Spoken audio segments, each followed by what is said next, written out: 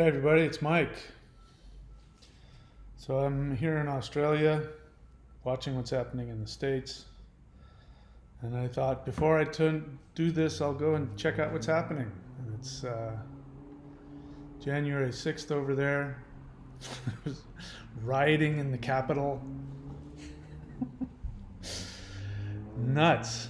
It's a borderline country. The country, I honestly believe this. I believe that the United States needs to go to therapy. It suffers from borderline personality disorder.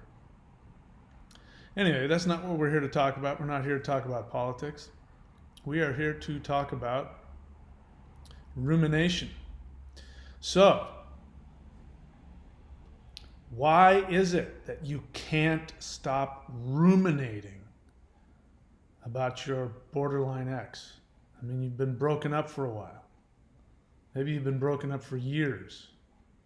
You can't stop thinking about him. You can't stop wondering. And there are specific questions that are very common that people who ruminate ask. They ask questions like, are they happy now? Who are they with? Are they thinking of me? And here's, I think, probably the favorite. Do they understand that what they did was wrong? Do they understand that they hurt me? Why do you think, I get these questions all the time. Why do you think she did this? My borderline ex did this and said that and is doing this. Why do you think she did that? Do you think, and then they'll come up with a conclusion about it, and then they'll want to ask me, do you think that she knows this? Do you think that she knows that? She did this, this, this, and this. Do you think that's because she's thinking this, that, and the other thing? And so I just want to, before I say anything, I just want to reflect back to you. How often in life, how many circumstances, boy, this stream is having a hard time. There's a lot of people streaming right now. How many times in your life do you ask those kinds of questions? I mean, when you go and when you were a kid and some kid called you a name, maybe you even got like in a fight and you got beat up, or if somebody stole your car, I mean, things that really, impacted you. How much of that time did you spend wondering and worrying about what everybody was thinking?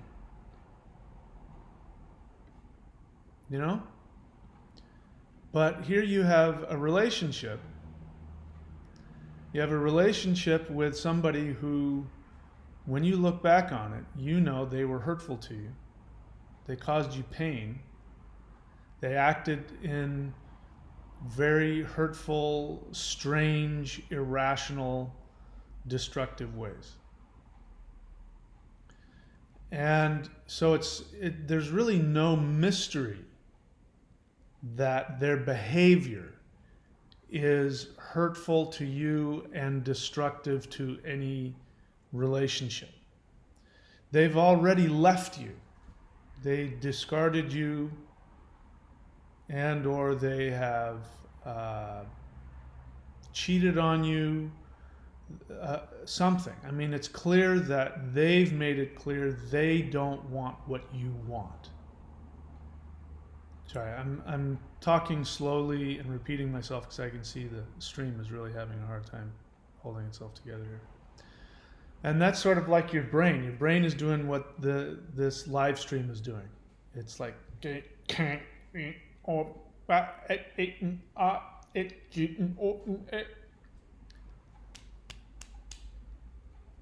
to get the connection going. There's nothing worse. It's just a horrible feeling. It's worse. The rumination is worse than the actual pain. The rumination that happens afterwards is worse than the actual breakup or the, whatever it is that they did. And that's bad. That's painful. But the worst part is that it keeps going. And here's the thing. It doesn't get better. It gets worse. It gets worse over time. The questions don't get smaller as time goes on. More and more questions pile up in your head. It's really awful. It's the worst part about it. And I'm learning a lot, with this channel.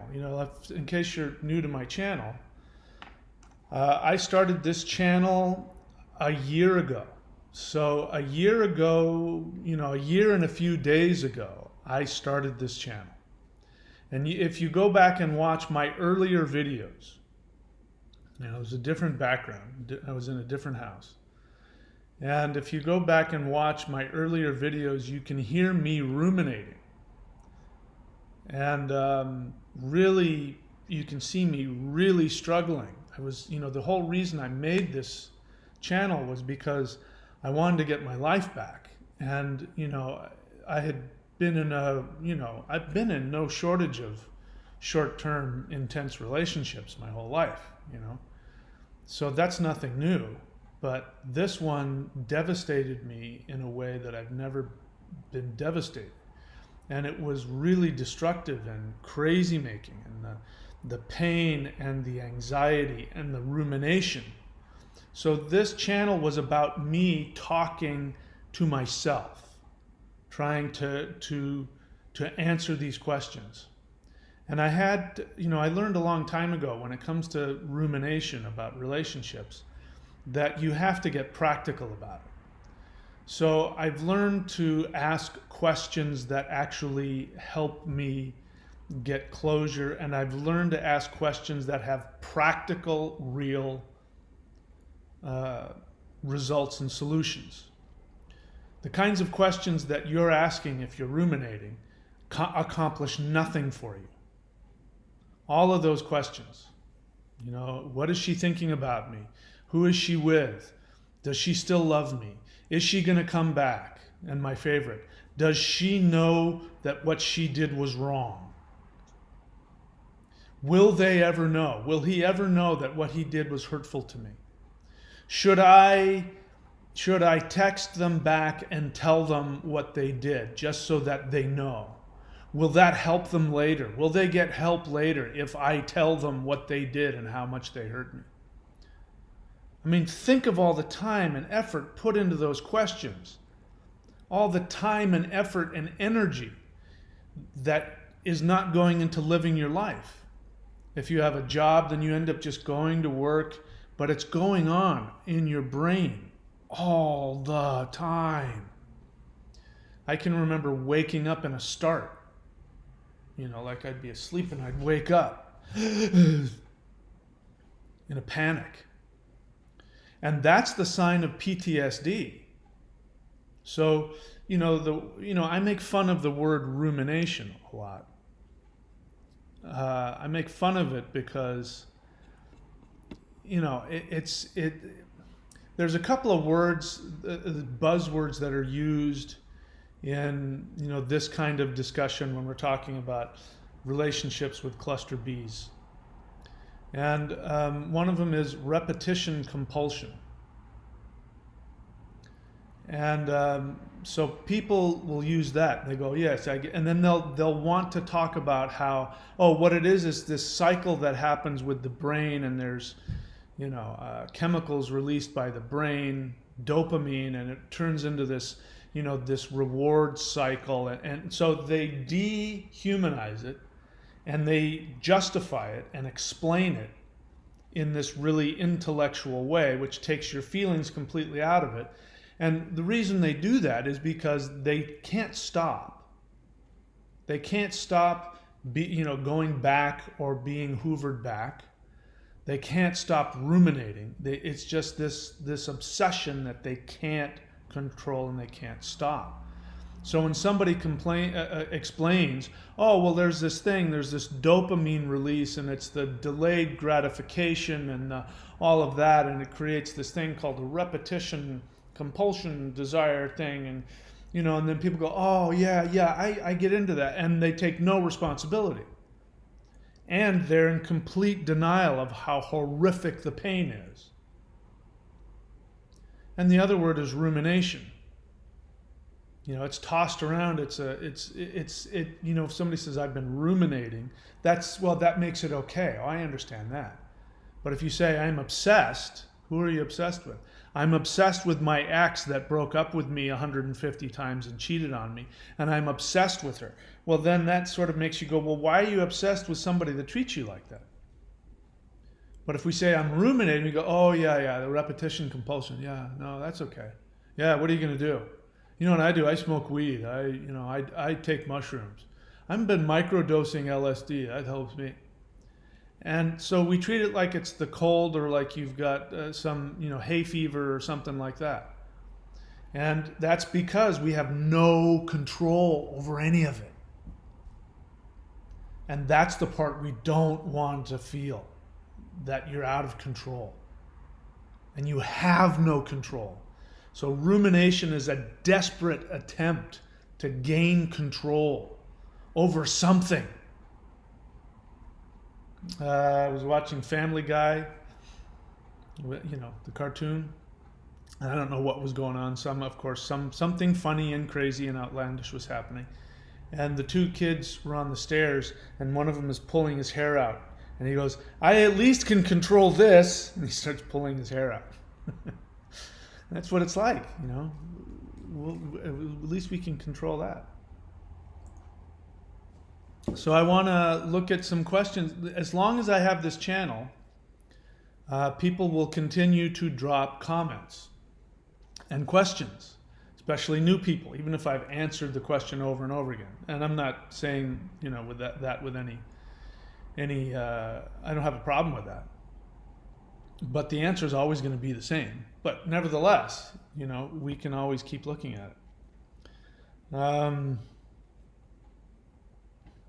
So let's see. So here's one. By the way, if you leave a comment on my channel, bear in mind the whole world sees it. So if you don't want me to talk about it on a video, best thing to do is to not leave a comment. The way that I respond best is when you ask me an honest question, which is a question that you think I might have the answer to. A dishonest question is when you ask me a leading question, when you have an opinion and you're putting it in the form of a question, or if you're being passive aggressive, But bear in mind, there's a good possibility I might analyze what you say, and understand that what I'm doing is not trying to point fingers and make fun of you. What I'm doing is I am revealing to you, I'll just tell you, every time I talk about something it's because I completely relate. I have thought those very same things. And I am talking to you the way I needed to talk to myself, which was to talk some sense into myself and to analyze where this is really coming from. This channel is all about healing. This is not a channel where we endlessly talk about the narcissist, the borderline, what they did wrong, and how we have to change the world. This is not a channel for super empaths who want to destroy the narcissist agenda. This is about us taking responsibility and healing. And I talked earlier that I created this channel almost a year ago to the day. And I did it because I needed to talk some sense into myself. I didn't know where else to go. And so that's what I did. My early videos were me talking to myself. And I even debated, should I, I was recording videos and then watching myself so that I could, get some closure. And I debated, should I put it up on YouTube or not? And I decided to put it up. And what ended up happening is I did the 3 things that I tell everybody to do, which if you're not familiar with that, I'll tell you what it is again. And this is what healed me from the relationship. Let me be clear. I'm still a human. I still have codependent issues. In terms of the relationship, specifically the rumination, if you want to be healed from the rumination, from the anxiety, from the lack of closure, in the specific relationship, there are 3 things you can do. I recommend doing all 3 of them. And all 3 of them are free if you put the time and effort to find out. So the first one is therapy. Don't tell me you can't afford it or there isn't anyone near you. I know, because all I did was I went online and I typed in online free therapy and there were no shortage of links. So even if you find the wrong one, if you put the effort into it, you can find therapy and counseling. Online counseling. Second is coda.org, codependenceanonymous.org, coda.org. And you go there, and those are free. You can go to a Zoom meeting. And what I instruct you to do, if you want what I have, you raise your little virtual hand as soon as you get there, and you say, I'm new, I need a sponsor to walk me through the 12 steps. And then you do the 12 steps. And then the third one is to have some kind of daily meditation or spiritual practice. Meditation, I think, is better than just spiritual practice. But these are the 3 things. This is your multi-spectrum antibiotic. So before we go any further, my question to you is, do you want to feel better? And that sounds like an obvious question, but you'd be surprised. There are people that don't want to feel better.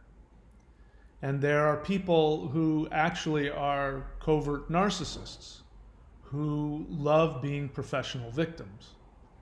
And they don't, not only do they not want to get better, if you give them the tools to get better, they will personally attack you. I mean, watch, it'll happen on this channel at some point. It's happened before, it'll happen again. I eventually end up having to block those people. But so my question to you is, do you want to feel better? Now you're asking me, why would you ask that question? Because what you don't understand is that you have an addiction to this craziness. There's a part of you that is invested in staying in it. How do I know that? Because you've been with somebody and yet you still keep going back. That doesn't happen unless you have some addiction that you keep investing into. You have no control. Rumination is just another symptom of that. You have no control over what you're doing. You're desperately trying to gain control. So, do you want to feel better? If you want to feel better, I have the answer. And those are those 3 things. Boy, the stream is just really having a hard time. I'm watching it as it's coming through. It's because all the craziness in the U.S., huh? It's like U.S. is going through, I mean, literally a civil war is going on. It's not even a euphemism. There's a civil war going on. All right. So let me get to the comments here, which I think exemplify this. So this guy, this gentleman, this is in response to BPD, when loving a borderline is the worst thing for them and you. And of course, the suggestion that I have to anybody who is in a relationship with a borderline is to get out ASAP. Don't wait around. There's never going to be a good time. It's never going to be convenient. Get out, leave, and leave in whatever way you need to. That means by text or email or voicemail or in person. If you can do that and get out. The problem with doing it in person is they might hoover you back in because you're addicted to them. You know, it's like you know, you're going to quit doing drugs, and so you're going to go talk to your dealer and say, "Hey, just wanted to let you know, I'm going to stop shooting heroin in my neck, and I just wanted to let you know that, you know, nothing personal, but yeah, I'm going to stop doing drugs, and you know." Well, hey, you know, I understand. Here's a parting gift. Why don't you take this free bag of drugs, you know, as my gift? No, you do whatever the hell you have to do to get out, and then you go completely no contact, which means not sit on your ass and not call them. That's not no contact. No contact means you then proactively block them on the phone, block them on email, block them on all social media, move if you have to, get a restraining order, you go completely no contact. And then you do, and while you're doing those other three things. You don't do that, I can't guarantee that you're ever going to feel different. Your rumination is never going to go away. At best, it'll recede into your unconscious, and it'll always be there. So if you want to get rid of it, you need a multi-spectrum antibiotic, and those are those three things that I just mentioned. If you want a how-to, a step-by-step, you can click on the join button, and you can join at the super empath level, and you'll get access to member-only videos. I can teach you breath meditations and things that helped me to get where I am. And again, I am 100% cured and healed from that relationship. I still have my own human issues, but from that relationship, zero rumination, pain. The only reason I even think about it is because people like this channel, and I stopped doing videos after a couple of months because I was healed and I forgot about it, and I started forgetting about her, literally forgetting about it. I was so involved and happy in my life, and then next thing I saw, this channel was blowing up and people were asking me, please make more videos. Nobody talks like this. I really need this. So I keep making the videos. As long as people like them, I'll keep making them. But I don't do this because I need to. I don't care anymore about that. So let's talk again. Here's this gentleman says, in response to BPD, when loving a borderline is the worst thing for them and you, he says, mine, isn't that interesting? We, I use that phrase too. My borderline ex, we own them. Mine was bragging to me that when she buys a car, she doesn't want a man to help her because she thought it was an advantage to her. Now she bragged about this quite a bit, and even to my family. Now, that's a really innocuous detail. What does that tell you? It tells you that we're about to get into some weird rumination here, because that's an innocuous detail. Bragging that when she buys a car, she doesn't want a man to help her. I mean, it's just, it's not like everybody can look at that and relate. It is so unique, but it's totally innocuous. It's totally forgettable detail. Mine was bragging to me that when she buys a car, she doesn't want a man to help her because she thought it was an advantage to her. Now, she bragged about this quite a bit, and even to my family. Now, when her lease was up, she gave me the silent treatment for 2 weeks and almost left me because I didn't go to the dealership with her. Right? Now, here's the rumination. Here's going to come a question that is going to come completely out of left field. Now, if you're with me, is there any question in your mind? I'm reading that and I'm going, yeah, she's a borderline. And the question is, to me, do you think she realized she was being unreasonable? I was told I was the man and should have done it for her. Of course, I felt guilt and fear I would lose her, and I did nothing wrong. So all of that has nothing to do with this innocuous detail about going to the car dealership and the fact that a borderline found some innocuous, strange reason to give somebody the silent treatment. There's nothing unusual about that. That's par for the course. The rest of us go, yeah, well, mine did it for this reason. Well, mine did it because I looked at my watch. I mean, that's just what they do. But that's not the issue. He's not even acknowledging how crazy it is. He wants to know, do you think she realized she was being unreasonable? And my answer to that question, and the reason why I'm pointing this out, is because these are common questions. I had them. I get them all the time. My answer is, who cares? Because that knowledge that you're wanting to know, does she realize she was being unreasonable? whether or not she knew she was being unreasonable or not, has zero impact on her behavior. She knows that she's being unreasonable, but she's, a bitch. Or yes, she knows she's being unreasonable, but she has borderline personality disorder and she can't help herself. The compulsion is beyond her. Or I say, no, she thinks she's completely justified. She's a bitch. Or she thinks she's completely justified because she has this mental illness called borderline personality disorder, which makes her act unreasonably. None of those answers are going to make him feel better. None. At no point. I mean, if I say to him, yes, she knows, then he's going to then ruminate further on how can I find a way to get her to admit to me that she's being unreasonable.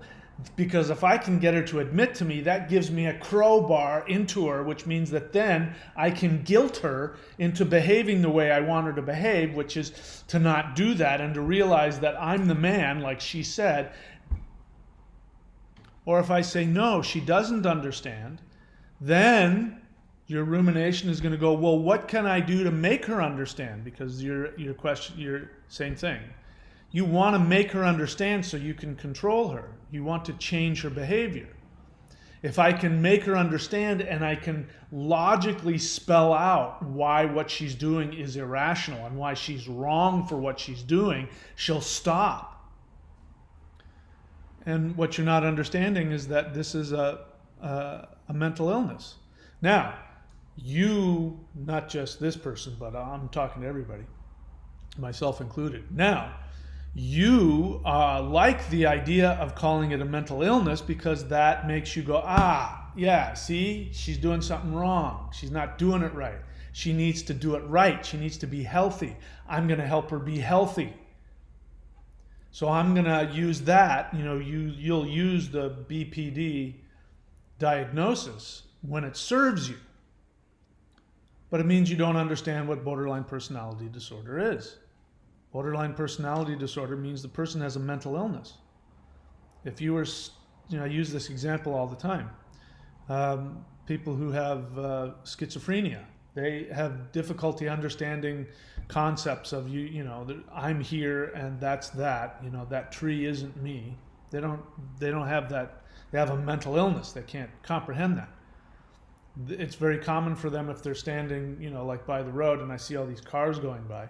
They might be thinking they see you sitting there, but they'll be mad at you because the way you're driving your car. Say, why are you driving your car like that? And you'll go, I'm not driving that car. I'm sitting right here. They can't figure that out. Now, you know about schizophrenia, so you don't try to make the schizophrenic understand that I cannot bilocate. You don't waste your time doing that because you understand they've got a mental illness. It's a waste of time. But you have no problem trying to convince a borderline that what they're doing is irrational, that they have a mental illness, and yet you yourself aren't grasping the concept. It means that they're at a disadvantage, that they have a mental disability. And part of that means that they could consciously know. In fact, borderlines who have been in therapy for years will tell me that it's not one or the other, that sometimes they don't know what they're doing. Sometimes they actually believe whatever irrational thought is going through their head. Sometimes they know, they are consciously aware that you haven't done anything, but the impulse to push you away is so strong that they can't stop it. And they watch themselves as they do and say things they know are irrational and hurtful, and they know it's horrible and they can't stop it. No matter how you look at it, the end result, the practical end result, is that that person is going to hurt you in an irrational way. They can't stop themselves. I've shared this before too. When I was in college, my roommate and friend, he had a dog named Shayna. She was Malamute, which, as you know, Malamutes are a lot closer to wolves than a lot of other dogs. They howl. And when she was eating her food, if you put your face near her bowl, she would growl and maybe even snap at you. Now, she would never bite you, but she would growl and snap, and she couldn't help herself. And, you know, if you went and put your face down there and she growled and snapped at you, if you walked away, she would immediately come over and, you know, lick your hand, apologizing. Like, I'm sorry, it's nothing personal. I can't help myself. So borderline's the same. Even if they're aware that what they're doing is hurtful for you, they can't stop themselves. Because if they could stop themselves, they wouldn't have borderline personality disorder.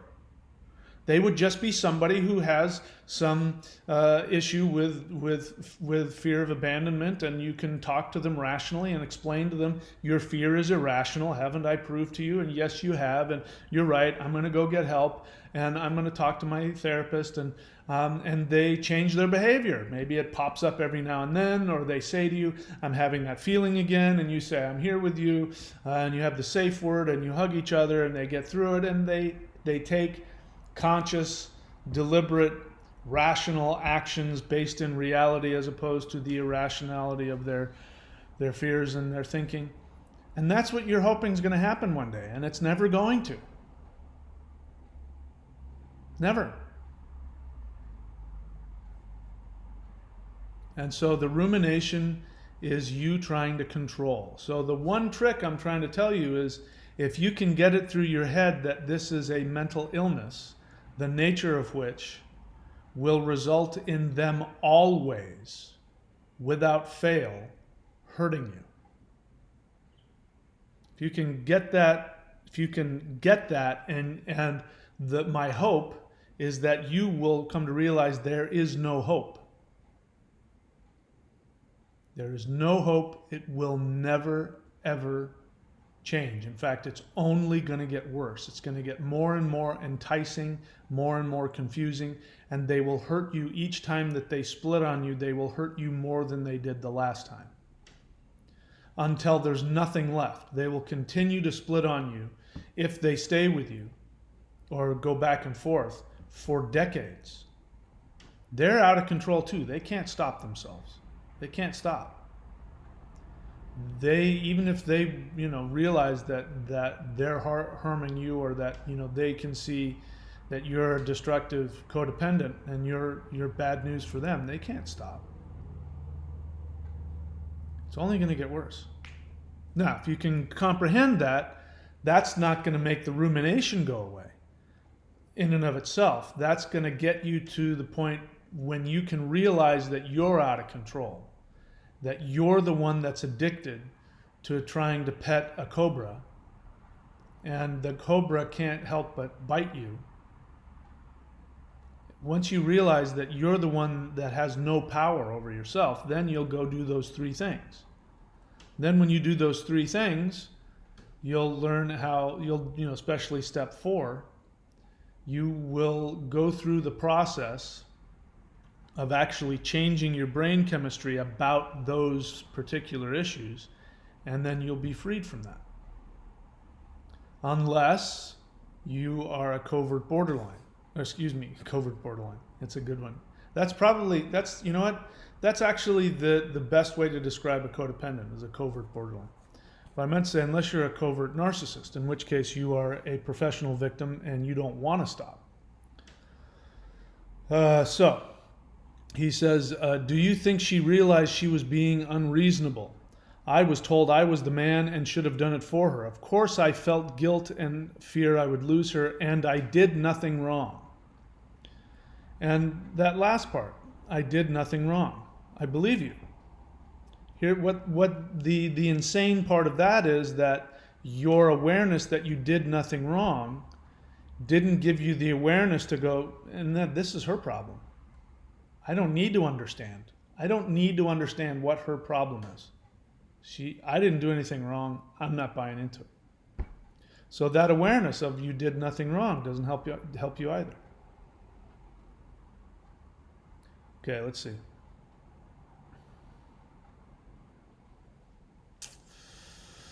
There's a big long one. Okay, so I'm not going to try and read all of that. Um, so let me say this. Anybody who comes on here, by the way, you're free to do whatever the hell you want. Don't change your comments just because of me. But bear in mind, if you're writing a comment that takes up this much, and I have to scroll like this on my big laptop, it means that you're stuck in your head. It means that you haven't been talking to anybody about this. So this is why therapy is so important and why CODA is so important. And again, in my experience, you need all three. And when you do, and you go to CODA and listen, and or you go to therapy and you talk, then you start to realize that you're not alone, that you're not unique, that you're able to break down, you're able to hear your own story and 50 other different stories, even though some of the details can be totally different, but the root of it is still the same. And that will take away the need for you to write huge, giant things about your specific person and what they did. It just means it's been sitting in your head for so long. I made whole videos about it. What she did. Early on, you hear me talking about her and what she did. So I get it. But it means that you don't have anybody to talk to. So one of the things to do is to talk to somebody. And don't talk to somebody else who isn't happy. This is what happens on the super empath channels, the super empath, portals and online, social groups, is that they get together and they just repeat with each other, what they did. That's not what I mean. With people who are actually wanting to heal and taking responsibility, the understanding that you're not a victim. Nobody forced you. Nobody put a gun to your head and forced you to keep going back or keep allowing yourself to be pulled back into the lion's den. Nobody forced you to do that. That was your choice. If you feel like a victim, it means that you're out of control. It means you don't have any control over what you do. And that means, objectively, obviously, you're responsible. So you got to take a look at yourself. Okay, this person asks, do borderlines always come back and hoover? Is it possible after they discard you that they won't come back and hoover? The only reason somebody would ask that question is if they know they don't have any control. Because otherwise, why would you ask that question? The question, and to generalize it, do borderlines always? Whenever we want to look at things in general terms, black and white terms. So again, what answer am I going to give is going to help your inability to prevent yourself from being hoovered. There's nothing I'm going to say that's going to help you. If I say, yes, they always come back and they always hoover, then that's going to make you afraid. But it also, the other question that you're asking me unconsciously is, I want to be hoovered. So I haven't been hoovered yet. Am I going to get hoovered? Because I want him back. And, if we use the word hoover, then it sort of takes away my responsibility in it. But here's the thing. If you're still thinking of them, even if they're on the other side of the world and they're not communicating with you, you're still in the relationship. Just because they're not physically there, the fact that you're thinking about them and that you want them means you're still in it. So it doesn't matter if they're going to hoover you back. The hoover can only work if you're already still there.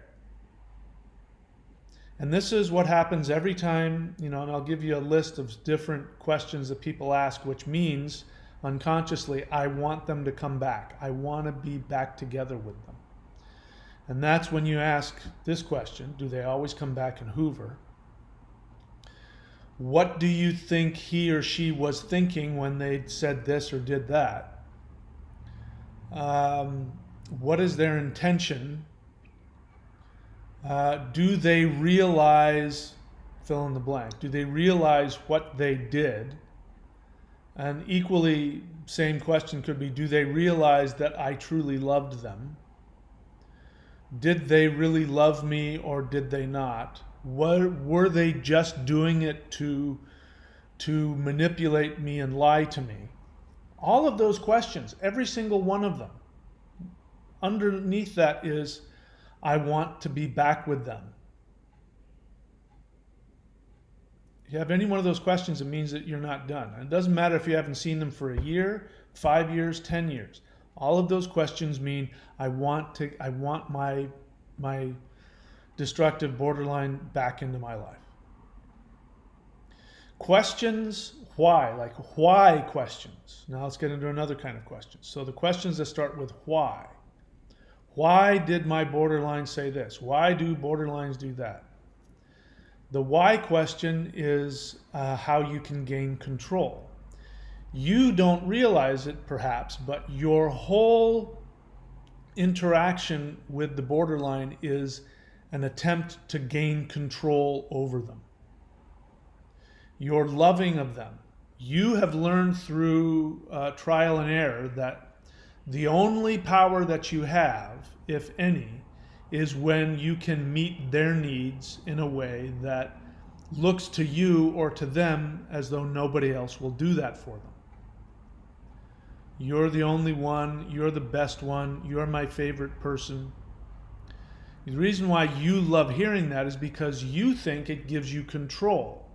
The reason why you want control is because, again, deep unconscious understanding is that you've been programmed by your parents to only understand love through a transactional relationship, which is you are loved when you meet somebody else's desire or need. You are not loved if you are just being yourself. In other words, nobody is ever, in your unconscious mind, your belief is, nobody will ever love you for who you are. Now that's what you want. You go into the relationship with the borderline and you enjoy that because the love bombing gives you that false feeling of finally somebody sees me for who I am, meaning they see my feelings. They see my feelings and they love me for my feelings, which is really what you want. Borderline wants the same thing. You don't want to be loved for what you do. You don't want to be loved for your integrity. You don't want to be loved for what you do for somebody else. You want to be loved simply because you have intense feelings. This is why when you first get together with the borderline, maybe you spend hours talking to each other and oversharing all of the intimate details of your life, and they share theirs, and you feel this intense bond. That's bonding over emotions, and you get the feeling somebody loves me for my feelings, which of course will only last as long as both of you are narcissistically wrapped up in the intensity of the feelings. The moments that stops, for the borderline anyway, then the love will go flying out the window. So the why question is about control, because you do not believe you can ever be loved just for who you are. You have to be loved based on what you do for somebody else. And you are going to look for the weakness in the borderline. When people say to me, but you don't understand, they've been through so much. I'm just loving somebody who's been damaged, and somebody has to speak up for those who won't speak for themselves. That is all a bunch of gobbledygook on the conscious level. The unconscious level is saying, no, I'm looking for the hook. I want to find out their weakness. I like feeling superior to them. I actually unconsciously like it when they flip out and they go through all of this craziness. It's hurtful and crazy and confusing. But the one thing that hooks me into it is that it makes me feel superior because I've got it together. I don't lose it. I don't, hide under the covers for, a week at a time. I don't do that like them, but I can help them. And I'll go in and I'll take care of them, and that'll be the hook. When I was dating just after college, actually, I was running a theater company.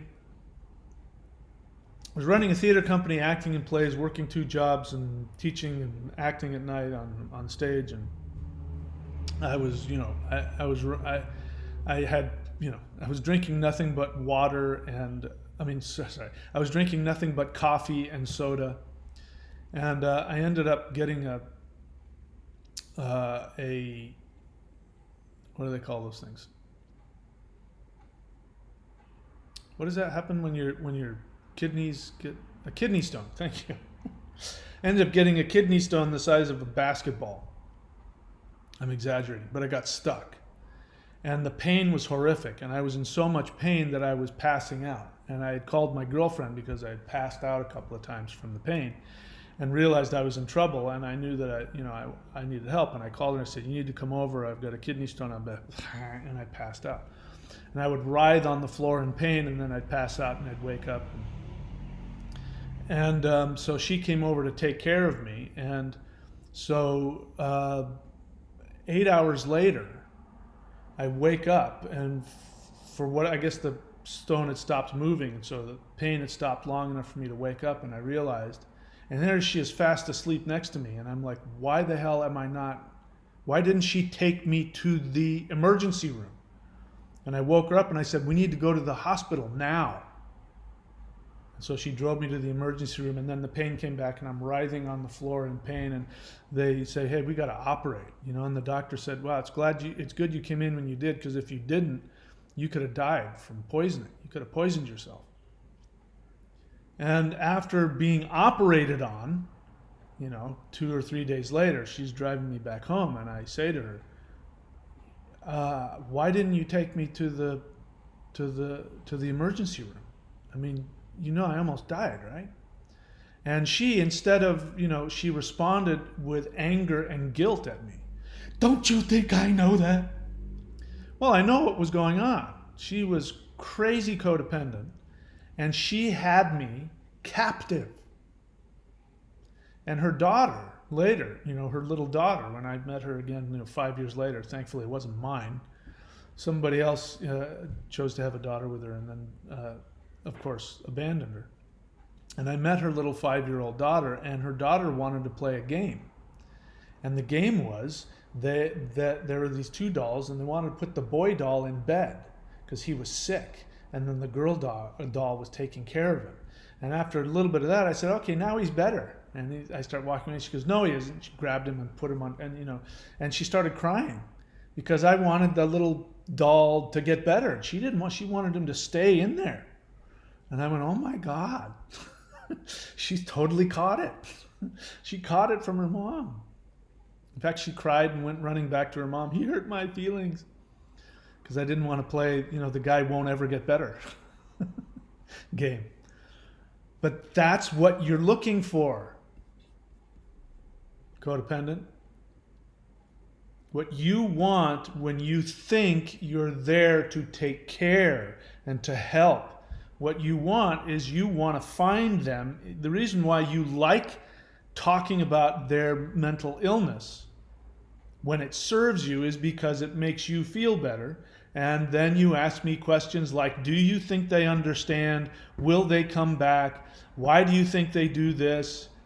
You're doing that because you're trying to find the hook. And when you can get the hook in your mind, you think, yeah, they're still going to be whatever, but I'll have this control over them. And then the absolutely infuriating part is that never works. It won't matter that you're letting them live with you, that you've bought them this, you bought them a car, you did this for them, you did that for them. For the average person, that would be enough to be like, well, I can't leave. I mean, the person bought me a car. I mean, they're paying my rent, and I got no place else to live. But a borderline's like, nah, man, I don't, no, I'll find somebody else. While they're doing that and they've decided you're not the one for them, they've found somebody else on the side. And then they say, yeah, I'm leaving. I'm going to go move in with the biker drug addict, and I'm done with you. You're a worthless piece of garbage. And then you explode in infuriating pain that you were victimized. You did this, and all I've done was help them, and I didn't want anything from them, and they left me. And if that were the case, you'd be, oh my God, thank God they left. Oh my God, I never thought that person was going to leave. But no, you can't wait to get the manipulative demeaning, devaluing, selfish, ungrateful, abusive, you can't wait to get them back. And that's because, sadly, you've been taught that love means that you have to be there for somebody else. So that's what all these questions are. The rumination. Rumination is you trying to figure out the hook. What control can I gain over them? And I want to know the control that I can gain over them that will give me ultimate power so that they won't ever leave me. And again, this is the codependent is the failed borderline, because that's the borderline's main motivation, is that I don't want you to ever leave me. But because their reaction is so primitive and so, so deeply in coming from the reptilian brainstem of fight or flight, it's the only thing they know how to do. By the way, it's not just fight or flight. It's fight or flight and tend and befriend. It's codependence. And this goes back to, the evolution of human beings, when we were half monkey, half human, and we're, cavemen, there's other tribes of half monkey, half men people running around, and you could get into, turf wars, and, they'd come and steal your kids, or they'd come over and, whatever they would do. And so you had to be able, at the drop of a hat, to either to fight or run away or tend and befriend, which is, I need to placate. So this is what codependents do when they run around making people feel better. When they're running around making people feel better, what they're really doing is they're operating from their fight or flight, most primitive self-preservation instinct, and they're really not doing anything because they give a crap about the other person, or because they want the person to feel good, or because they honestly care unconditionally. It's because I either want to kill you, run away from you, or placate you so that you won't hurt me. And it's completely selfish. It's like, here, I'll give you this. Here, take this. Here's some food. Here's some fruit. Yeah, I'll give you, have sex with my half monkey, woman wife over there, and then we'll be okay. It's just the most rudimentary, primitive. There's no love involved in any of this. I'm being harsh so that if you can realize this, do you want to feel happy? Do you want real love in your life? Then you're going to have to take responsibility for your side of it. Okay, let's see is there any other comments that I thought were helpful? And let's see. This is interesting. Somebody says, in response to my video, BPD, Loving a Borderline, Why You Feel Insane, Guilty, Suicidal, and Confused. This person says, this man is bang on. I have BPD and I would not put anyone through being with me because no one deserves my shit. So take it from the borderline. I'm not making this up. There's somebody pretending to be a codependent, but they are based on what I can see, this is a covert narcissist pretending to be codependent. Here's one. This is BPD, Loving a Borderline. Why do I feel like she is my eternal soulmate? This person says, why do I feel what she feels? Example, suddenly I feel so lonely. And my response is, that's called psychological projection. You don't feel what she feels. The loneliness you feel is yours, but you tell yourself it's hers. So this is a survival mechanism. So what's interesting about that is that when I explain it that way, that you feel their pain. Like, why is it I feel their feelings? Like, suddenly out of nowhere, I'll feel so lonely. The assumption is, well, that must be because they're feeling that. I mean, I was just walking down the street and I was just fine, and now all of a sudden I'm hit with this loneliness. It must be them. It's because we have a connection. She's my twin flame. She's my soulmate. And so for me to say, no, that's projection. That's your feelings. You're projecting it onto somebody else. Why would we do that? Why would we project those kinds of feelings? Feeling lonely or sad. That is because that means that you, if you were to acknowledge how lonely you are, it would devastate you. It might even feel like it would kill you. And so this goes way back. At some point you were neglected and abandoned, and it created such intense loneliness that you couldn't deal with it. And so you stuffed it down. Now those feelings don't go away just because you consciously stuffed them down and you're not aware of it. They're going to come up. So when they come up and you're not identifying with your feelings, because if you did it would kill you, you look around for who must be having this feeling. I feel so lonely. It must be my twin flame that I haven't seen in a decade. She must be lonely. Oh, I feel so sad for her. And the projection means that you want somebody else to be able to come to you and say, wow, you're so lonely, I'll take care of you. What else?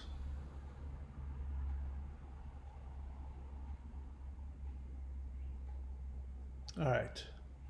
I'm not seeing any other comments here that I feel the need to talk about. So let's take a look and see what your comments are that you've left here and or questions. Again, the best way to interact with me is to leave an honest question or an honest feeling. Even then, I can't guarantee that I won't psychoanalyze you, but that's so that only because I see myself in you, and I think it's good for all of us to take a look at ourselves. So let me be clear, I'm not your therapist. This is not therapy. The whole point of this channel is to get you to go to therapy and to understand you're not alone, to get out of the terminal uniqueness that is you. You don't understand. It's complicated.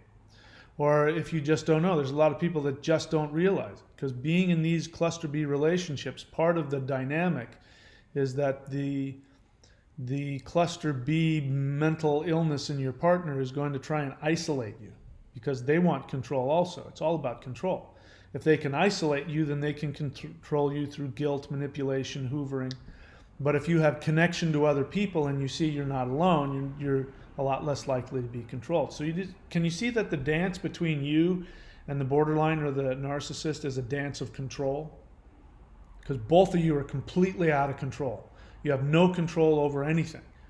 You're desperately lonely and in pain, and you don't believe you have any worth within yourself, and the only way that you can get anything from anybody is through control.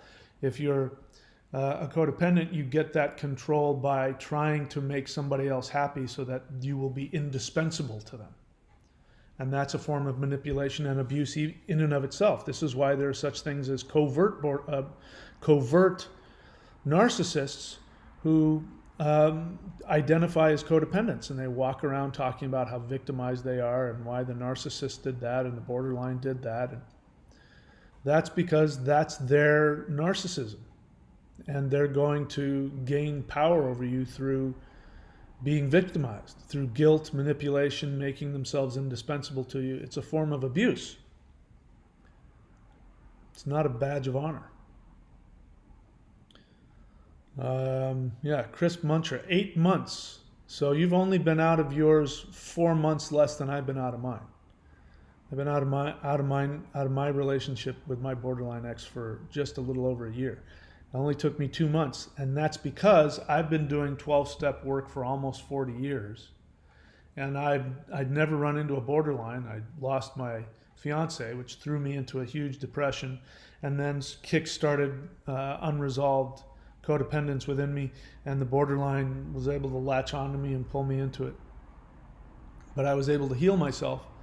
It took me about 2 months of doing those 3 things: therapy, working the 12 steps, especially the 4th step on her, and then doing my spiritual practice. And then I was completely healed.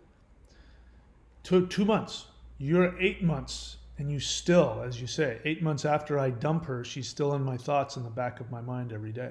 You're not healed. You're still in it. Do those 3 things. Do you want to heal? Do you want to feel better? You got to do the work. Welcome to everybody. If you're new and you're not familiar with the channel, I empathize and I have compassion for everybody. But if you know what the cure is and you're not doing it, I have no sympathy for you. So if you keep coming on the channel and saying the same thing over and over again after I've told you what to do, and you haven't done it, there's nothing left to say other than, it's like having a bottle of antibiotics and you've got, flesh-eating bacteria, and you're just not going to take the antibiotics. I'm going to watch videos on it. I'm going to watch videos on flesh-eating bacteria. That's like coming onto YouTube and watching videos about BPD and BPD relationships, but you're not doing anything to heal. And there's no shortage of people on here who say, no, my therapy is watching your videos. No, this is not therapy. I am not your therapist. I'm not your therapist. I'm not your friend. I'm not somebody in a 12-step group. I'm just some guy telling you, if you relate to this, go get help. And I understand coming and watching the videos is helpful to identify. Maybe it can be helpful to you. But, the whole point is to go and do the work. So, Chris Muncher, I totally understand where you're at. Go get the help. Okay, Chris.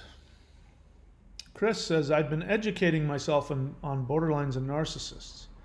We broke up in August and spent a few days with her at Christmas. At the end of it, I was physically sick, brain fog, soul sucker, never again. So, Chris, I know who you are. You used to identify yourself as super empath, and you bragged about how you could control your borderline and how you would use your borderline for sex. And I called you out on that, and after a while you stopped doing that and you changed your name. There's nothing in here that tells me that you're doing any work. You've been educating yourself on borderlines and narcissists. I just talked about that. Educating yourself means nothing. You have to do the work, which means you have to take full responsibility. I don't see you taking any responsibility here. We broke up in August and spent a few days with her at Christmas. So you're just talking about a typical relationship with a borderline. You broke up and then you got back together. At the end of it, I was physically sick. Brain fog, soul sucker. So now you're going to blame them. They're a soul sucker. But if you're listening to what I'm saying, if you are a codependent, you are also an abuser. It's a two-way abuse street. You're just going to use yours through, if you are playing the role of the codependent, you're going to do it through making yourself indispensable, trying to get control of them. So Chris, I got to tell you, I'm not convinced that you're interested in healing. I haven't, it's not for me to decide, and I'm not your therapist, so I can't diagnose it. I only know what you tell me.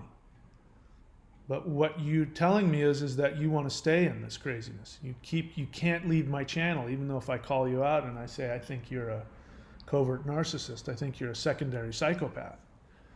And I'm saying that to you so that if I'm wrong and if that hits you and you really feel that that is not true, then get up off your ass and do those 3 things. Get a therapist, start working the 12 steps, and have a daily meditation practice, because your comments never deviate from them. Either you're superior to them and you're controlling them, and here's the really sick ways that I'm controlling and taking advantage of their mental illness for my own supply, or what a victim you are. If this was the first time you were on here, I might not have that, but you've been on here for a while. So, another thing that tells me you might be a narcissist is that you don't seem to have any. You can see I'm not angry with you. I'm not filled with rage. I'm not pointing fingers at you. I'm telling you without any emotion, which means that I'm not reactive to you. I'm just telling you what I see. But the other thing that tells me that is that you don't seem to have any empathy. and in this case, shame. You don't seem to have any shame about what you do. You're going to change the way you describe it. You're going to change your name and change the way you describe it so that you can come on and interact and have an interaction with me and hope. And you come on here to keep stirring the pot of the insanity and the chaos within you. And I'm not saying you're not in pain. I'm just saying I don't see anything in your interaction with me that shows me that you have the ability to be self-honest. So the difference between, there's, in all these categories, right? You've got the borderline is a failed narcissist. And borderlines have a mental illness that prevents them from, in and of themselves, prevents them from healing. In my experience, borderlines only begin to start changing their behavior after about 8 to 10 years of intense therapy where they are fully committed to their own well-being, which means that they are aware and seeking to be honest about their abusive behavior. If they're not fully committed to that, they can be in therapy for the rest of their lives. And in fact, there's somebody who comes on my channel. I'm certain she will come on and watch this because she watches all of my videos.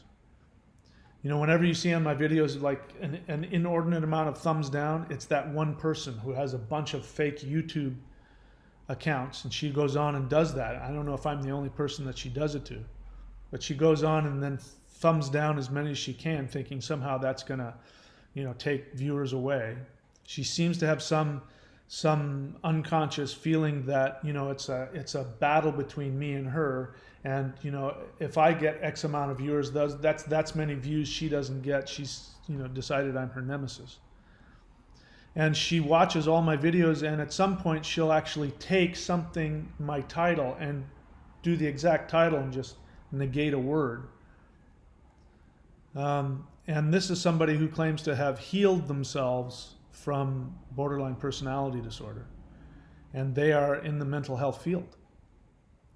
And that behavior is not the behavior of somebody that's in any kind of recovery. That's psychopathic. And so borderlines, narcissists, can talk a really good game.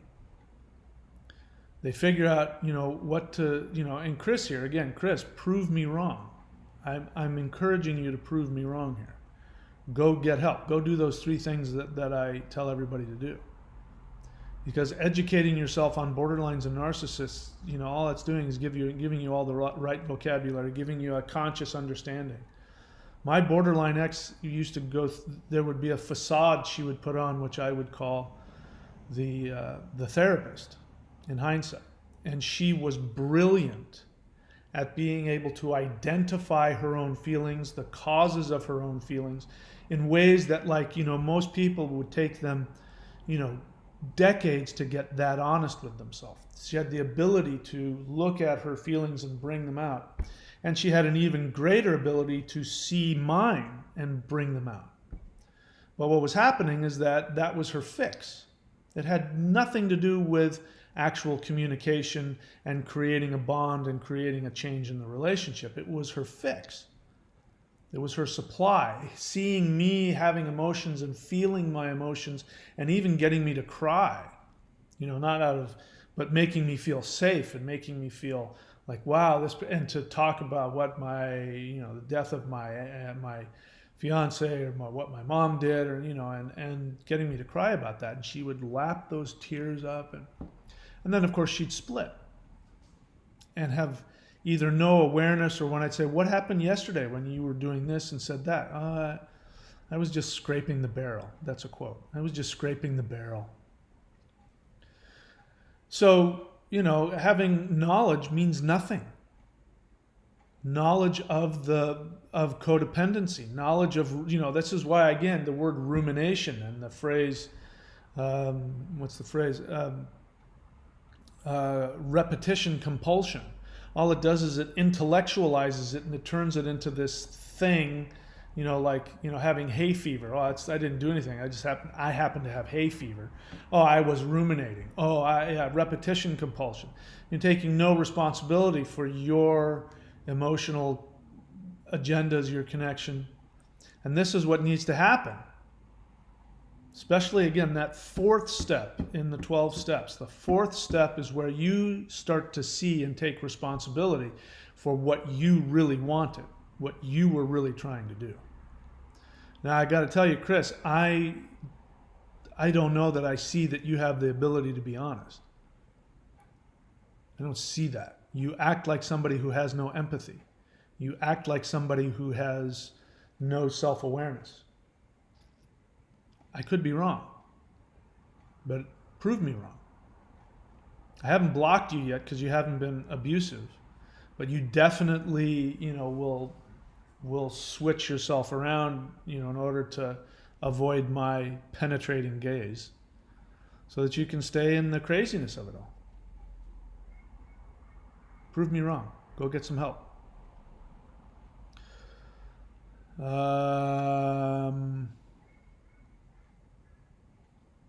Igor Rybovich.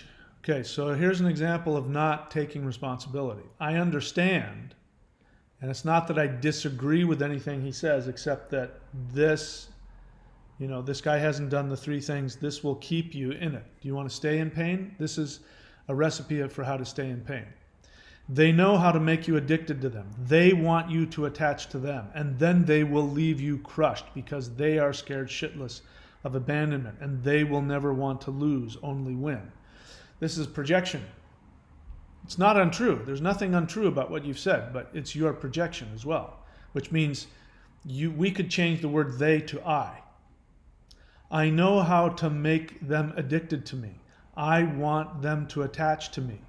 And then I will leave them crushed because I am scared shitless of abandonment, and I never want to lose, only win. Now you're the codependent, so you don't end up being the one that's abandoning them. But the fact that you give them this power, again, when you say they, we're talking about borderlines, you're not fully conscious of the fact that they have a mental illness. Now, why do we resist that? Why do we resist? I mean, like I said, it's fun to call them mentally ill when we want to point fingers at them, the borderline. But if completely accepting they have a mental illness means that, oh, well, then of course I'm asking the impossible. I'm asking a dog to play chess. They can't do it. That's really insane of me. We don't berate the dog as the dog's sitting there, and with his paws, you point at the thing, and with his paw, he picks it up and throws it or pushes it. We don't scream and berate the dog. We understand the dog doesn't understand how chess works. It's ridiculous. It's completely irrational to expect a dog to play chess. It's just as irrational to expect somebody that has a mental illness to treat you rationally, to not split on you, when you know that the symptom of borderline personality disorder is that they attack and devalue you and split on you. When you understand that that is the symptom and that you can't separate the symptom from the illness, then it's irrational of you to see them as anything other than mentally ill and irrational in those cases. But that's not what you're doing, Igor. You think they're rational. And you think they're rational because you need them to be rational. You need them to be rational because if they're rational, then you can control them. Then I can convince them to love me.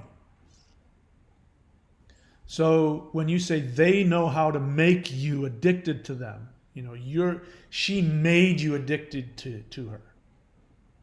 You didn't seek out somebody who was emotionally unavailable and then keep going after them. No, she made you.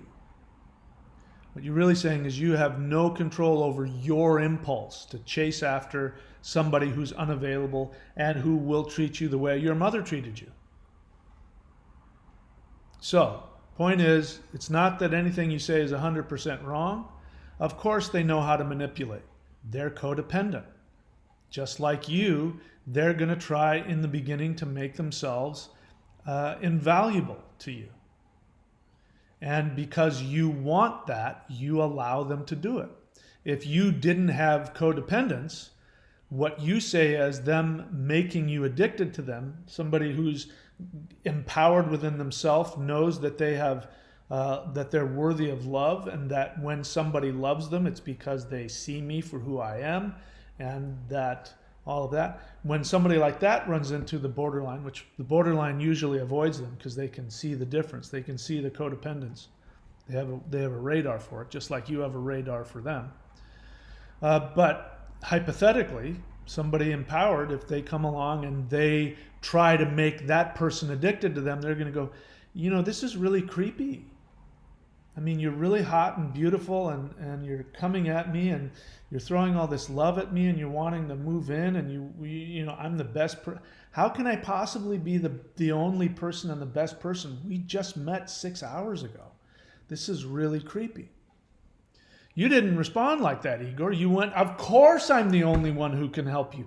Yes, my emotions are valuable. You see me for who I am. Yes, we are meant to be together. What do you mean you're breaking up with me? Do you see how she did that to me? She made me addicted to her. She came on to me. It wasn't, I didn't do it. I'm not saying you're wrong. I mean, mine targeted me too and went after me and chased me down.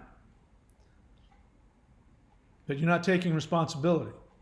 Because you don't understand the mental illness, because if you did, you'd know it was hopeless, and you're not seeing that you're addicted and you're out of control. Go to Coda. Let's see. Oh, Chris has more information here. My ankles were sore, wrists were sore, her eyes would flicker, mirrored me. Here we go. So I mean, I've told this to Chris over and over again. He either doesn't get it and doesn't want to get it. He loves this idea of being mirrored. At one time, Chris, when you were super empath, you said, the borderline shows you how to love yourself. They mirror you. And do you remember my response? I said, do you see the narcissism in that? My ankles were sore, wrists were sore, her eyes would flicker, mirrored me. Whatever expression of make she would, truly disturbing. I'm in strict no contact. You're full of shit. You're not in no contact. She devalued you. She discarded you. The moment she comes back, you're going to go right back into it. In fact, you're trying to figure out how to get her back right now as you're watching this video. Prove me wrong, Chris. Go get some help. And I'll know if you're getting help. I'll know. Chris, and it's not because I'm psychic, it's just because, you know, anybody who's been and gotten help can tell when somebody hasn't. We know.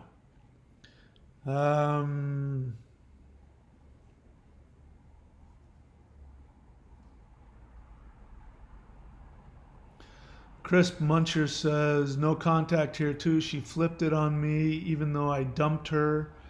I still got discarded. So Chris Muncher, you're the guy are you the guy that's still thinking about her 8 months later? Yeah. So let me help you with that. What you're talking about here again is rumination, and you're talking about no closure. So there's never going to be closure with a borderline. The best you're going to get is acceptance. Acceptance. This is why I keep harping on using the term mental illness, because, you know, when you can accept that they have a mental illness, then you can let it go. I mean, after, of course, you've looked at yourself. But that's the best you get. I mean, I still don't have closure. There is no closure. And the reason why you don't have closure is because they don't have closure. And so, I mean, that's always going to be a part. There's always going to be that part in you, which is why my plan is to continue to have no contact, to never ever have contact with her, even though I've healed from the relationship. Because, you know, it's just a karmic. You know, you got to treat it like this is a karmic ending. You know, there's just no closure that's ever going to come. But what you're saying here is that you haven't let go yet, and that you're still attached. And so for all intents and purposes, on an unconscious level, you're still in the relationship. She's not physically here with you, but you're still in the relationship. So you might as well still be together, because When you're with a borderline, you're still not with a borderline. Even if you're sitting right next to them, even if you're sitting there having lunch with them and they're not splitting on you, you're not with them. Think about it. Remember back. The feeling of disconnection is the same whether they're sitting next to you or whether they've broken up with you a year ago. It's the same feeling if you haven't resolved it. So people talk about, I haven't seen mine for X amount of months. They hoovered me back a year later. They're going to hoover me, or I'm not going to let them back in, but I still think about them. And it's like, yeah, it's just a matter of time. Then you're going to come back and say, yeah, they hoovered me back. It was 2 years later, and you're still in it. You have to going no contact is the first step. It's a necessary step. If you're addicted to drugs, the first thing to do is to stop taking the drugs. Then the next thing to do is to get your ass into a hospital program. But the first step of just not taking drugs doesn't take the addiction away. Just going no contact doesn't change your rumination, which is your addiction. The only thing that does, in my experience, is those three things on a daily basis with every ounce of energy that you have, to the best of your ability. You're gonna prove it to me. No contact here too. She flipped it on me even though I dumped her, which of course means nothing. I still got discarded. All that means here in this case, like normally when you dump somebody, when you break up with them, it means that you're with somebody and you've come to the realization that it's not going to work for whatever reason, or they're not giving you what you want for whatever reason, and you say, I'm leaving. It's a final thing, it ends it, and then the healing starts. People ruminate for a little bit, but the healing eventually comes. They may have a resentment. My ex-wife, didn't end well with her, and I, even though I'm okay with that. If we were to talk about it, I could go on about what she did and this, that. But it's still within the realm of normal reality. Borderline, the narcissist, when that ends, when you talk about them, it's because you're still in it. Because you don't see the reality of who they are, what they are. So you say you dumped her, but then you tried to be on friendly terms. So you didn't dump her. That's not no contact. No contact means that you have blocked them on every possible means of connection. It doesn't mean that you try and be friends with them. You're still in it. Are you doing the three things? Borderlines fluctuate between BPD and NPD. No, they don't, unless they happen to be comorbid.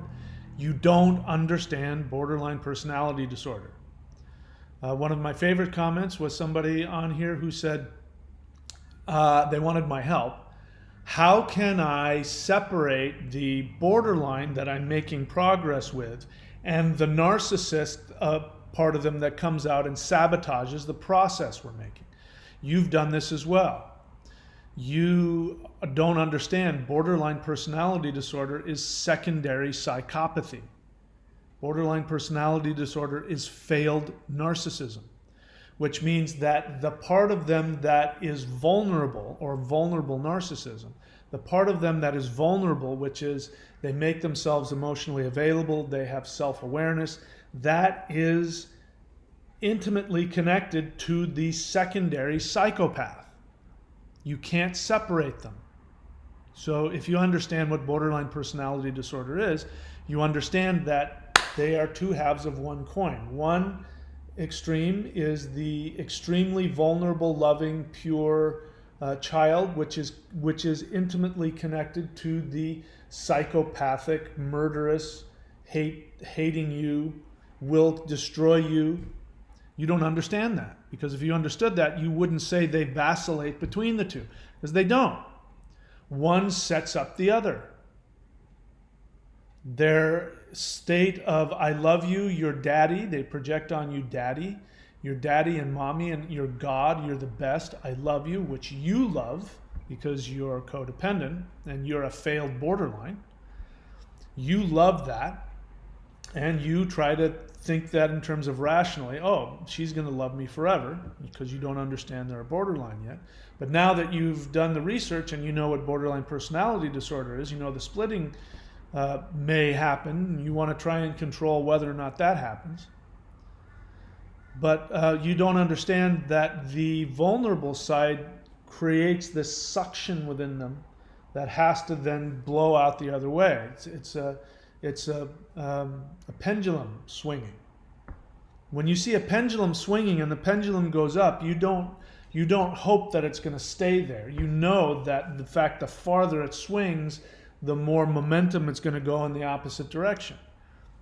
So if you understand borderline personality disorder, that they are secondary psychopaths, meaning that their primary means of interaction is through the vulnerable side, but they're secondary, hidden. They're not trying to hide it. It's just hidden because you don't see it.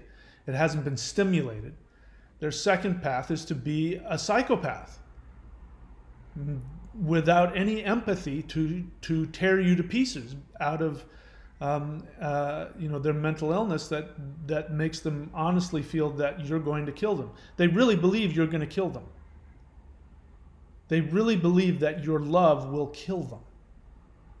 They have to demonize you because they don't know how to tolerate the pain.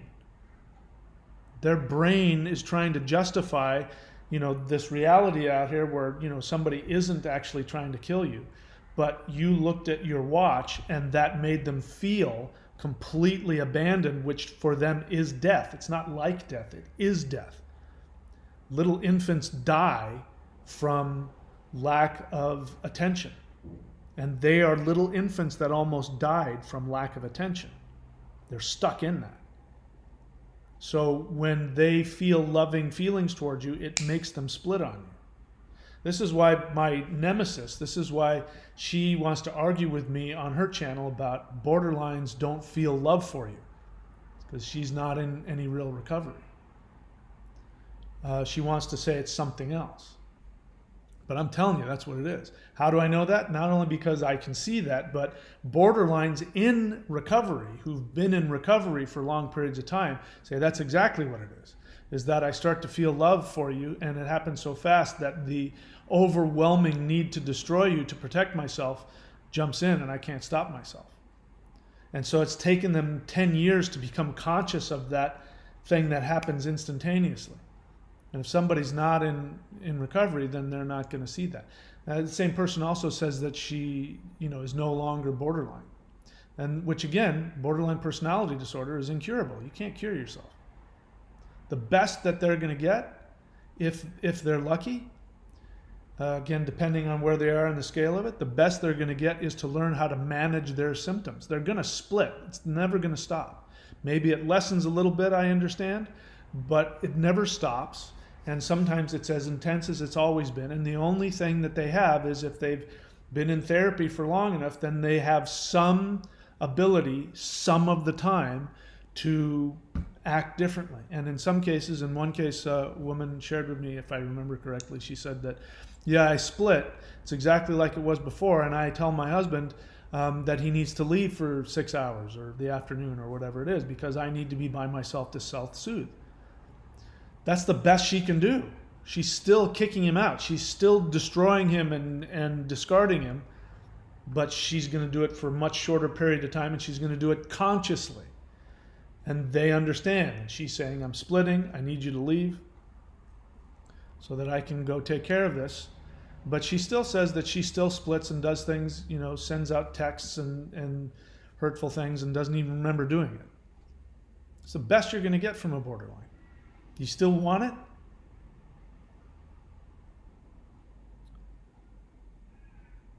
Let's see what else.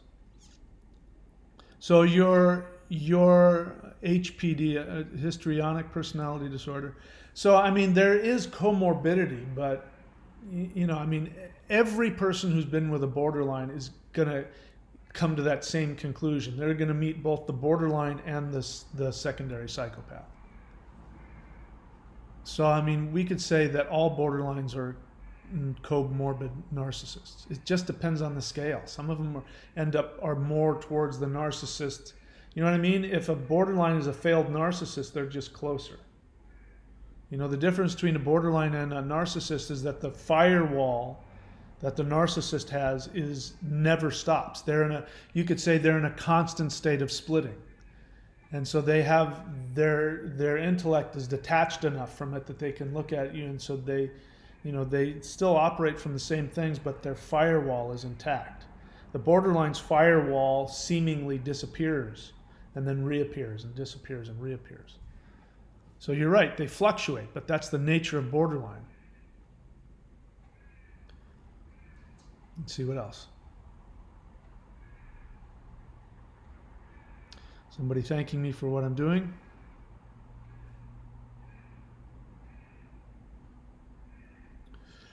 Somebody, people who've married borderlines and have kids, here's my suggestion to that. I don't know a whole lot what to do with that, but my suggestion is to obviously get into therapy and then go talk to a lawyer and see if you can get custody of the kids. I just don't see any benefit in trying to co-parent with a borderline that hasn't been in therapy for a long period of time. I don't see the benefit. And bear in mind, I'm not a lawyer. I don't know child and family laws, but I think you need to take responsibility for the fact that you chose to have a child and or children with somebody with a mental illness. And you want to know where borderlines come from? They come from borderline parents. There are two borderlines that I got to know. I mean, the one that I knew and was with, and then I started, sort of casually dating somebody that I found out very quickly was a borderline. And she revealed to me also that her mother was borderline. I went, that's where it comes from. So you think that you're going to have a borderline partner with a kid and somehow you're going to figure out a way to keep them from creating borderlines? And the earlier the better. Somebody said you got 3 years to get it right. That's absolutely correct. You got those first 3 years are the most important. So especially if you have little kids, I would say go get a therapist and go get a lawyer and see what you can do to get custody of the kids. And at this point, you don't have any space in you to feel guilty about the parent. It's not their fault that they're borderline. It's not their fault that they can't control their parenting. But it doesn't mean you need to keep them, give them any kind of, control over a kid. They shouldn't have it unless they can prove, that they aren't, you get where I'm going with it. So go get a lawyer. Yeah, I understand this. My BPD just broke up with me on New Year's Eve, literally hours before we talked about 2021. Goals and me moving in with him. Ever since the breakup, I can't stop crying. I can't stop thinking about him. Went through the same thing. Watch my video. If you go on my channel here and go back, click the filter to see, oldest videos, you'll see. That's exactly what happened. I talk about it. Except mine wasn't New Year's. Mine was Christmas Eve. This just, that's the nature of the thing about borderline personality disorder is that the illness itself is genius. The borderlines themselves are not evil geniuses. I thought they were. In fact, I even say it in the first few videos that they plan it out. But I've come to realize that they don't plan it out. But they might as well have, because it ends up, in fact, it's better. The thing is that a narcissist who plans out your demise can never ever do it as brilliantly as a borderline who doesn't plan it out. Borderlines don't, your ex that broke up with you, I can promise you that on New Year's Eve, or just before that he broke up with you, I can promise you that he meant everything that he said. This is what's so insidious about it. So the disease, the psychopath underneath it all does plan it out. I'm going to say that. I mean, they don't, but I'm going to say, I'm going to make the disease into an entity, even though it's not. But just for the sake of understanding it. It's as though they have a brilliant, genius psychopath inside of them that's getting all the information out of you and getting you to love them. And it's like they're doing it to themselves. So their own personality disorder is setting them up. It's saying, yeah, you'll love him. This time you won't split on him. You can trust him. He loves you. And then all of a sudden, out of nowhere, they'll go, you know what? He looked at his watch. And in fact, he does that a lot. And I know for a fact that people that look at their watches are trying to murder you in your sleep. And if you don't break up with him right now and destroy, and in fact, use this against him. Remember he said that? And he made himself really vulnerable. Use that against him so that you can destroy him even more, so that you can push him away, because he's evil. He's out to kill you. That's what's happening inside of them. They're not consciously doing it. Their disease does it for them. And it's most brilliant, because the most brilliant thing about borderline personality disorder is that the disorder itself wants you, the partner, to eventually feel exactly what they feel on an unconscious level all the time. Now, that takes time. So each devaluation devalues you a little bit more, confuses you a little bit more, takes a little bit more of your control away, creates more cognitive dissonance, creates more need, because they know that you are a codependent, and they know that rejection actually makes you want them more. And then each time then they convince the borderline to apologize, to feel guilty, and to then go deeper and really love them even more. And so the borderline wants to prove to you that that was just a thing, I didn't mean it. And they really honestly believe it. This time I'm going to show you how much I love you. And then they do. They love bomb you and they go deeper. You open yourself up even more. They get closer to the juicy center of you. Then it's like the psychopath is watching the borderline. And when the borderline is about to attach, then the psychopath jumps in and says, no, they're out to kill you. Didn't we talk about this already? You can't trust anybody. They're out to destroy you. You have to kill them. And now use this. They've given us this valuable nugget. Go use that against them. And each time it gets progressively worse. Your insanity is that also the love bombing gets progressively more intimate, which makes you believe that she's going to change, which is why the guy said to me earlier, in an earlier question, what about how can I just deal with the borderline with whom I'm making progress and not stimulate the narcissist to come in and destroy it? That's the whole game. The whole game is to keep you chasing after that. And they give you a little bit more and a little bit more, and you give and give a little bit more.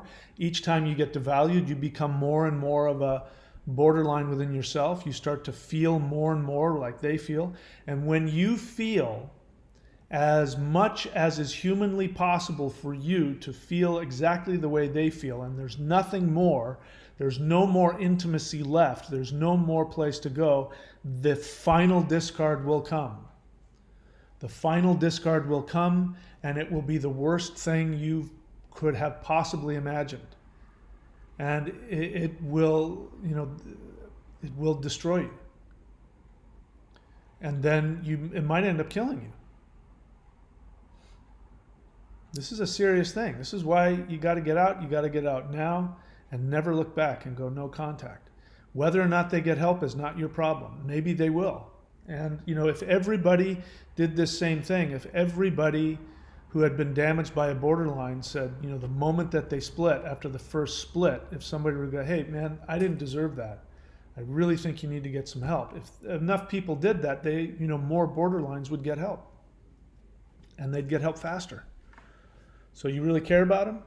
That's the only thing you can do. Go no contact, make a passing comment of you should look into borderline personality disorder, and then never look back and block them from ever contacting you ever again. Okay, let's see what else. So Kelsey, you're in pain, and I appreciate that. You say, and crying, feeling like mental health is at stake. It's not at stake. You're already in a state of mental dysregulation. You're already for all intents and purposes, you are mentally ill. Codependence is not technically a mental illness, but might as well be. I mean, you're acting mentally ill. I know, because I did too. So the right now, what you think is if I just spend enough time, we're not together, I've gone no contact, I'll get better. It won't get better. People have spent decades. Watch the channel, you'll see. There are people come on here, they're decades later, they're still thinking about it. They still ruminate on it. And sometimes they end up getting back together years later. And that's because, you have an addiction. You don't have any control over this. So you can't stop thinking about them. So the 3 things you need to do. Number 1, you need to get therapy with somebody who understands cluster B. You can't do that right away, no problem. Go to CODA, CODA.org. Get your ass to a Zoom meeting. There's meetings all the time, all over the world. Go to a Zoom meeting. First thing you do is you raise your little virtual hand and you say, I'm new, I need a sponsor to walk me through the 12 steps. And then get your ass to step 4 as quickly as possible. And then you can heal. And when you realize, right now you're crying because you think the love of your life has all this power and is destroying you. And after you do step 4, you're going to realize that that wasn't the love of your life, and that the feelings that you're having now had nothing to do with them. It has to do with mom and dad. You can focus it on mom and dad, and then that person has no more power over you. Do you want that? You got to do the work. So those 3 steps, I'm not kidding around about that. It's you've been infected with the borderline flesh-eating, brain-eating bacteria. It's going to get worse. It's not going to get better. You got to take a multi-spectrum antibiotic or it won't go away. And those are those 3 things. B. Goons, while my CPTSD alive, how can I co-parent with her? You can't. I think I already addressed that. Go get a lawyer and get custody if you can.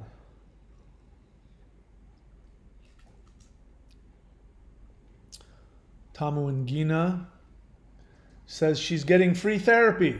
So see, those of you who say you can't get therapy, you can. She's gone to CODA. Good for you. I know Tamu, so hi Tamu, nice to see you. Dora says, my therapist told me she has no magical spell to heal me. That's right. I'm telling you, if you want to heal from the relationship, those 3 things. So maybe your therapist doesn't know or didn't tell you to go to CODA and work the 12 steps. If I had to pick, which you don't, by the way, just to be clear, all those 3 things that I recommend to you are available to everybody. But if I had to pick one, I would pick the 12 steps. 12 steps actually do work. They change your brain chemistry. They teach you, but is your codependence going to go away? No, your codependence won't go away. The stuff your mom and your dad did to you isn't going to go away. It'll slowly heal over time if you do the work. But your codependence isn't going to go away. But that person, that borderline, that narcissist that you think did all these things to you, when you work the steps, you realize they didn't do any of it. And you can heal from them. I don't ruminate about her anymore. I'm not angry with her. I'm not resentful. I don't long. None of that stuff. I see her for exactly who she was. And when I remember her, I don't remember that one time when, in fact, the times when I used to think about, but that one time we were together, the pillow talk was so beautiful, and why doesn't she love me? Well, those periods, I look back on them now and I'm seeing it through, the translator, and I'm seeing it and I'm realizing, holy crap, we weren't really even there with each other. It was 2 people projecting on each other. I mean, it's like you're sitting there with another, how like when people sit, let's imagine 2 people across from each other, but they're both looking at their phone. That's what the relationship is. I don't care if you've been with them for 6 months or for 6 years. You're not with them. That's what I mean. When you're with a borderline, you're never with them. And they're never with you. The only way it works is if you both have a projection that's coming together. Once you realize it was just projection, when you see it, I look back on all of those times now and I realize neither of us were communicating with the other. Neither of us were there with the other. She was my projection and I was hers. And it's really hard to feel sad about that. It's funny. It's amusing. But again, that's only because I did that fourth step on her. Let's see.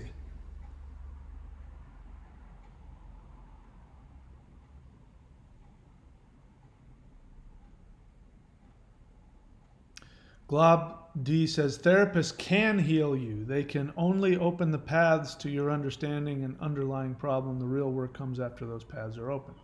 Well, so they're not really healing you then. This is why you need both. The underlying assumption of therapy, and I have a therapist, so let's just be clear about that. I also go to group therapy. Best thing in the world is group therapy. Best thing there ever was. It's painful as hell. I hate it. But it's the most healing thing, in combination with the 12 steps. But therapy, the underlying assumption is if we can take a look at what's going on in your unconscious, then you'll be able to heal yourself. And that's not entirely true. There's no shortage of alcoholics out there that know they're alcoholic and they know why they're alcoholic, but it doesn't stop them. They can't stop themselves from drinking. It doesn't give you any power. But that knowledge combined with techniques that do give you the ability to change your thoughts and change your, and give you power, then you're even more empowered. So that's why I think therapy and 12 steps work together. In fact, 12 steps can only go so far. At some point, if you want to go deeper, you're going to need therapy. But the two of them together, unbeatable. Unbeatable. And you can get healing. You can get healing from the specific events in your lives. You're not going to be able, you've been programmed. The damage was done, and your programming is the way that it is. And some of that will never go away. But specific events in your life, specific relationships, specific people, those you can heal from those. If you do the steps on them, in my experience. Oh, can't. So thank you. Glob said can't heal you. All right.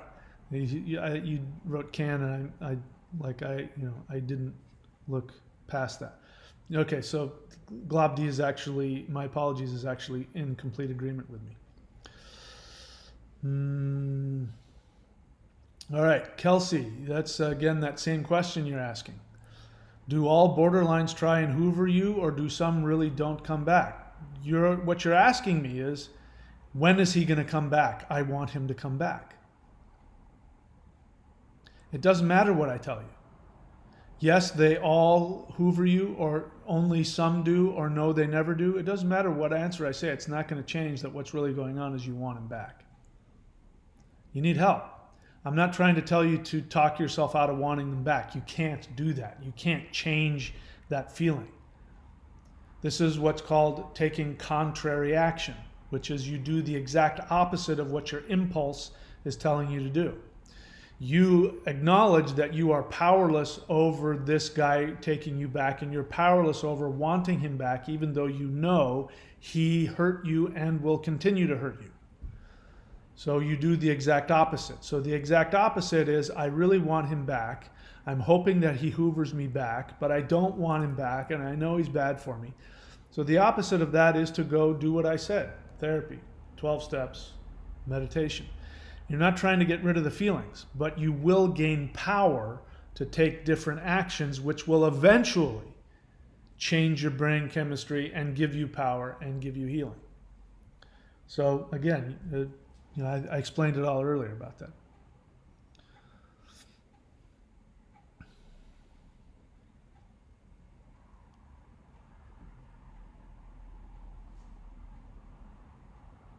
All right, let's see.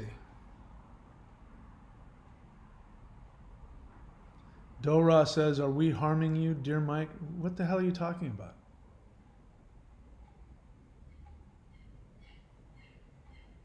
What are you talking about? Where is that coming from? No, I want to know who you are. That's a strange question.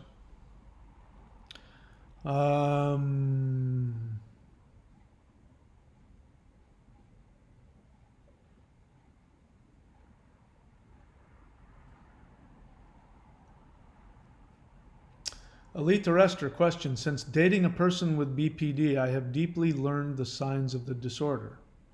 I keep seeing BPD traits in a lot of people I meet, which I think is probably paranoia. Is this normal? Yes. What ends up happening is that you become BPD. I mean, you're technically not a borderline, but you start to become one. You start to split. I mean, I did that. I remember splitting on people after being discarded and having really violent negative reactions to people and not trusting anybody and feeling, again, because the goal of the borderline is to get you to feel exactly the way they do. And it works. So yeah, that's normal.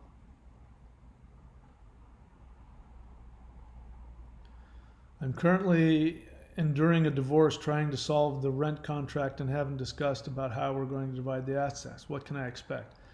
You can expect the worst. I would get a lawyer. Let's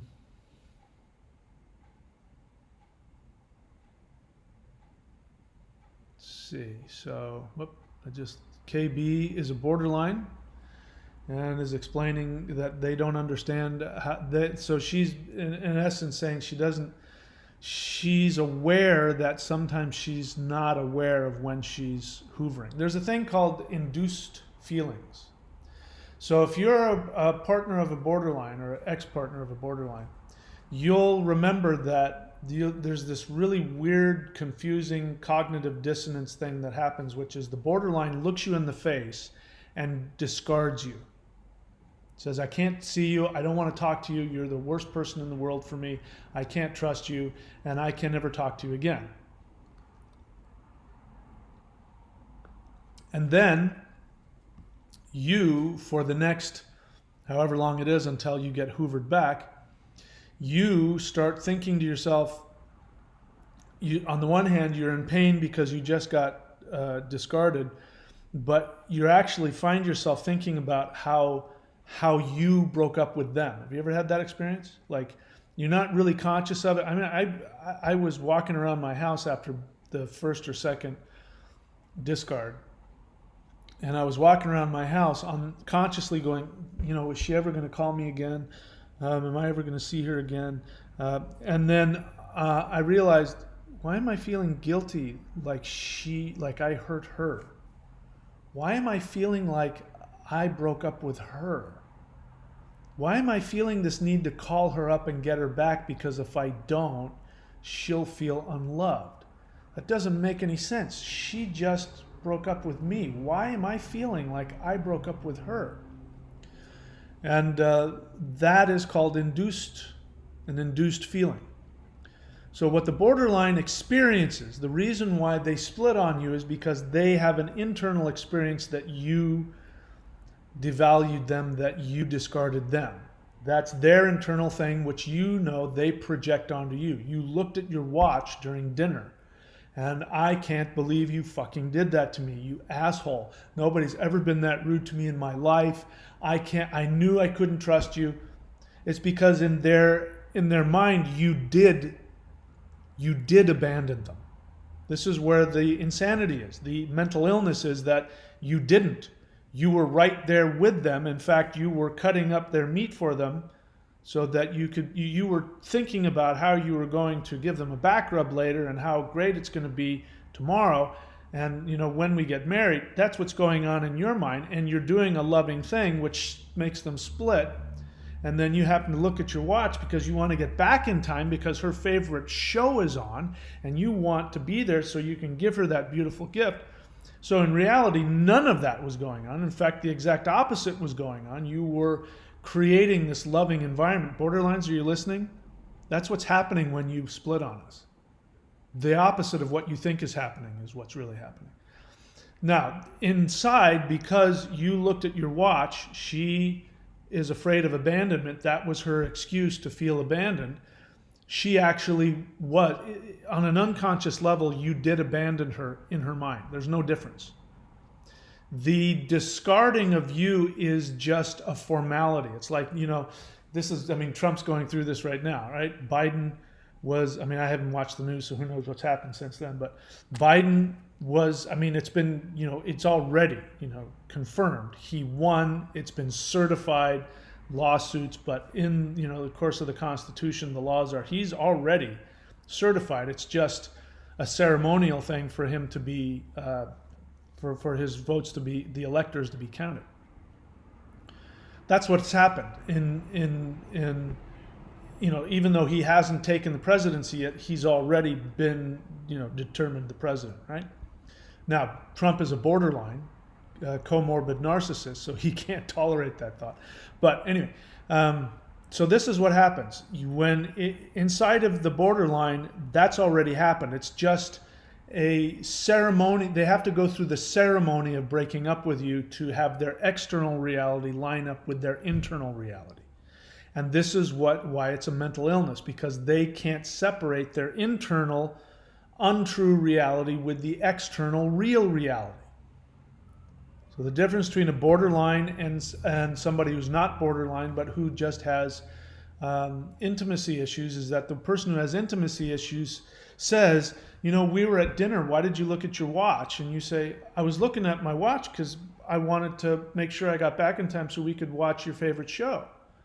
So the non-borderline goes, oh, that was just my fear. I have this fear of intimacy and I'm afraid people are, so now that I see that you didn't, and then they reward you. You get rewarded for actually verifying reality to them. Borderlines, that's what makes it a mental illness.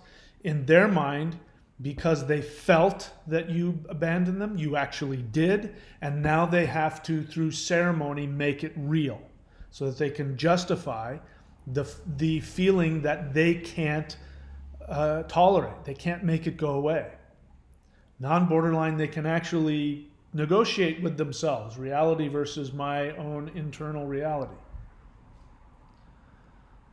So an induced feeling is that even though they broke up with you, they feel that you broke up with them. And because they don't have closure, even though they pushed you away, they're walking around with this feeling of, I can't believe he broke up with me. He was the one. I loved him, and he looked at his watch, and I can't believe he did this to me. And it's an induced feeling within you. That's why you're going, but she broke up with me, but I feel guilty like I broke up with her. I need to get back together with her and show her that I really love her. It's just a question of, this is all induced. It's it feels like a psychic thing, but it's an induced feeling. So that's what KB is talking about. I did not realize I was participating in making my ex feel like I wanted him back until he said, why are you doing this? I said, what? He said, flip-flopping. He was right. Now, I haven't read this part. Let's see if I'm right. She says, I did not want to ever see him again and did not understand why I was calling him. I apologized, but like Mike says, I was in therapy and group at the time. Had I not been, who knows? All right, so I think she's agreeing with me there. Elon Nuez, he says, you want to be loved because you have intense feelings. Yeah. This is both the borderline and the codependent have this same, this is the dysfunction. This is the narcissism. This is the infantile narcissism that you project on the whole world. This is what's happening in the United States. People who love Trump, by the way, I'm just going to say it, 30% of the United States is borderline. Codependent and borderline. And you're either, if you're a borderline, you're relating to Trump because he sounds like you. If you're a codependent, you're attaching to him because he reminds you of your borderline narcissistic dad. I mean, there have been studies where you people on film, you will confront them with what Trump has said and what he has done. And if they're honest, they'll say, there's just something about him that I feel attracted to. And it's because of that. It's either you're projecting onto daddy or you're projecting yourself onto them. That's why people say, when people say about Trump, I like him because he says what he means, and he means what he says. What that means is they say that he feels the same way I do, and I feel really intensely, and he feels really intensely. Not whether or not his feelings are accurate. And so what has happened over the 4 years is that those people who are either codependent and or borderline or narcissist, and they're having this projection transference onto Trump, when he does something irrational, either the codependent jumps in and makes an excuse for him and still wants his love, or if they relate to him, then he's doing what they secretly want to do. And that's what they mean when they say he says what everybody's thinking. No, he's saying what you're thinking. And because you have a feeling, you don't know the difference between your feeling and objective reality. So when objective reality comes up and has a different reality than what you're feeling, then that's fake news. Fake news means that they're presenting a reality that doesn't match what I feel, and that's why you have politicians who were saying, even though there's been 50 plus, legal cases in courts with Republican judges who have thrown out all of the cases, saying there is no verifiable evidence, there is no proof. In fact, all the evidence says the opposite. Even though that reality is given back to you, your feeling is different. And politicians, because they know that what they say matters, they manipulate you by saying, in my opinion, there was something wrong with the vote. I personally feel there was something wrong with the vote. That's pure borderline right there. I feel that you broke up with me, therefore you did. I feel because I like Trump, and because I like Trump, everybody must like Trump. So there can't be a majority of people who don't like him because I don't feel that way. My feelings are important. So when you have a different feeling than me because I'm an infant, I think that you're erasing my existence. And so much so, I'm going to storm the Capitol and I'm going to have violence in the streets because you putting another person in as president, you're saying to me that my feelings don't exist, therefore I don't exist. It's a perfect example. I mean, the whole United States needs to go to group therapy. Let's see what else.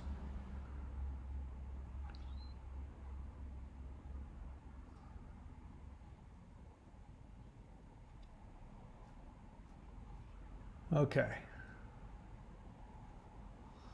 Black Earth Productions. Question. Hey, Black Earth Productions, by the way. I recognize him from my other channel. He says, question, can you explain the difference between codependence and interdependence? Yeah. Codependence is, well, let's see, that's a big question. He always asks huge but very good questions. Interdependence is when you're comfortable being yourself and another person's feelings doesn't determine how you feel.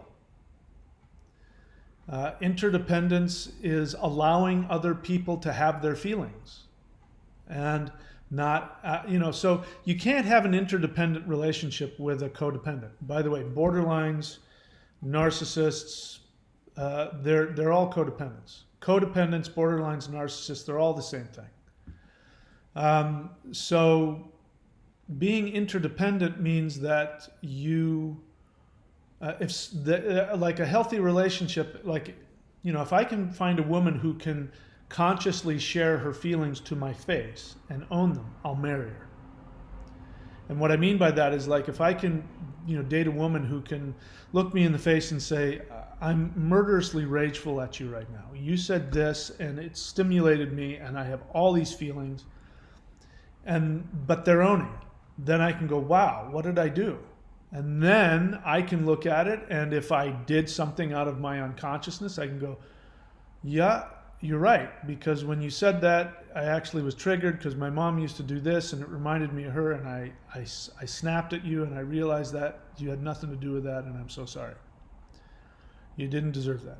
Or I can say, no, that's not what was going on at all. I was looking at my watch and thinking about when can we get back so I can show, I want to be back so we can watch your show. And because the other interdependent person is not, your feelings don't dictate their feelings. They go, that was all within me. I'm sorry. Or you go, wow, that's true. So this is where I'm selfish and this is where you're selfish and here's where we work it out. Those are interdependent.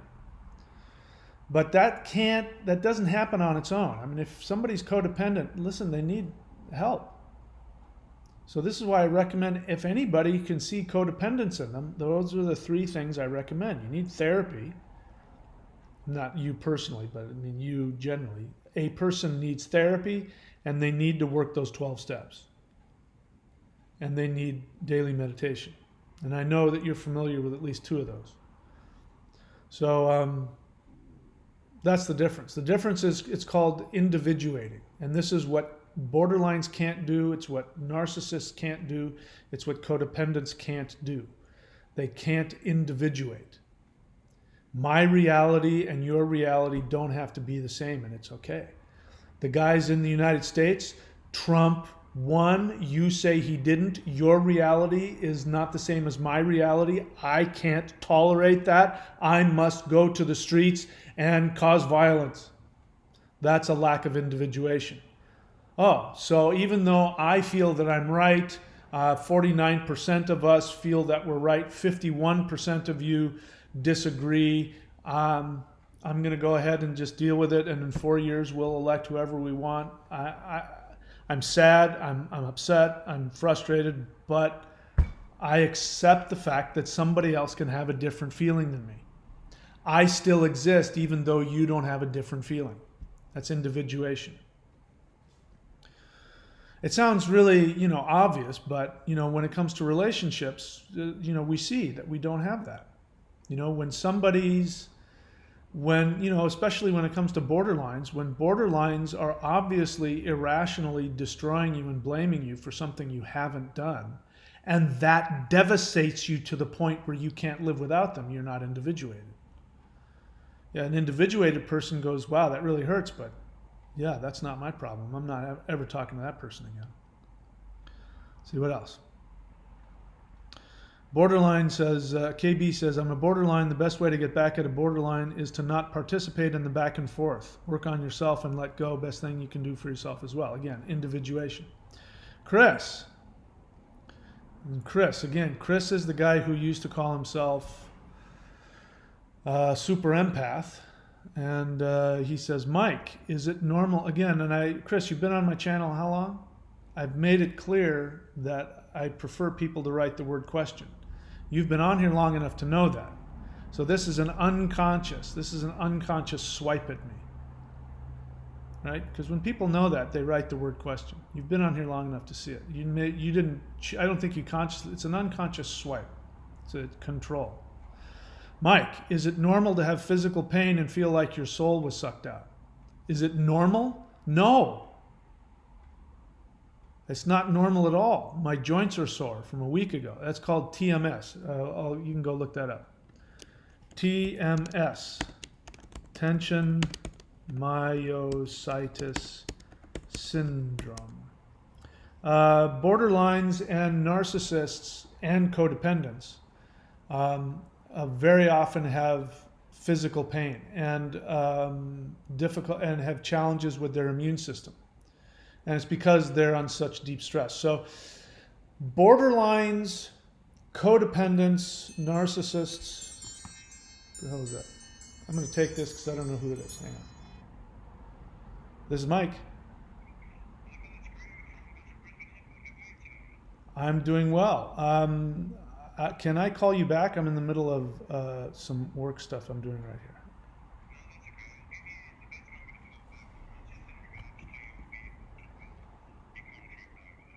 Okay, yeah, I was told to call you guys tomorrow. But yeah, give me the number. What is that? Yep. 04 812 0497 812-613. And should I ask for somebody? Okay. Until when can I call? When can I call you? When do you close? When do you close today? Very good. I appreciate it. Okay, I'll call you back when I'm done. Thank you. Bye bye. Sorry about that. That was something I had to deal with. All right, what were we saying? Whatever it was very deep and profound, and it's going to change your life. I was talking about TMS, tension myositis syndrome.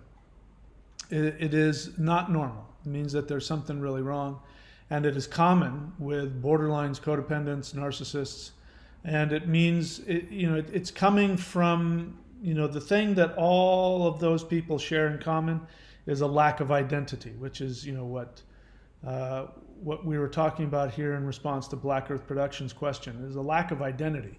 If you don't have an identity, you can't individuate. And so this is what creates the actual mental illness part, is such a degree of a lack of identity that, this feeling that you're going to die at any moment, the anxiety. So you're talking about deeply held anxiety that's on an unconscious level, so much so that your body is expressing that emotional, psychological pain. So I feel for you. I've had that as well, and I've actually learned to overcome that. Let's see.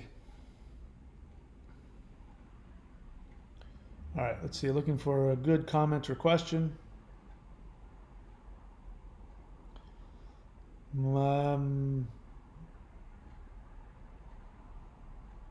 So KB is, so I'm going to say this to you as kindly as I can, KB, because I really don't have anything negative. I believe that you are here to help yourself, and I acknowledge that.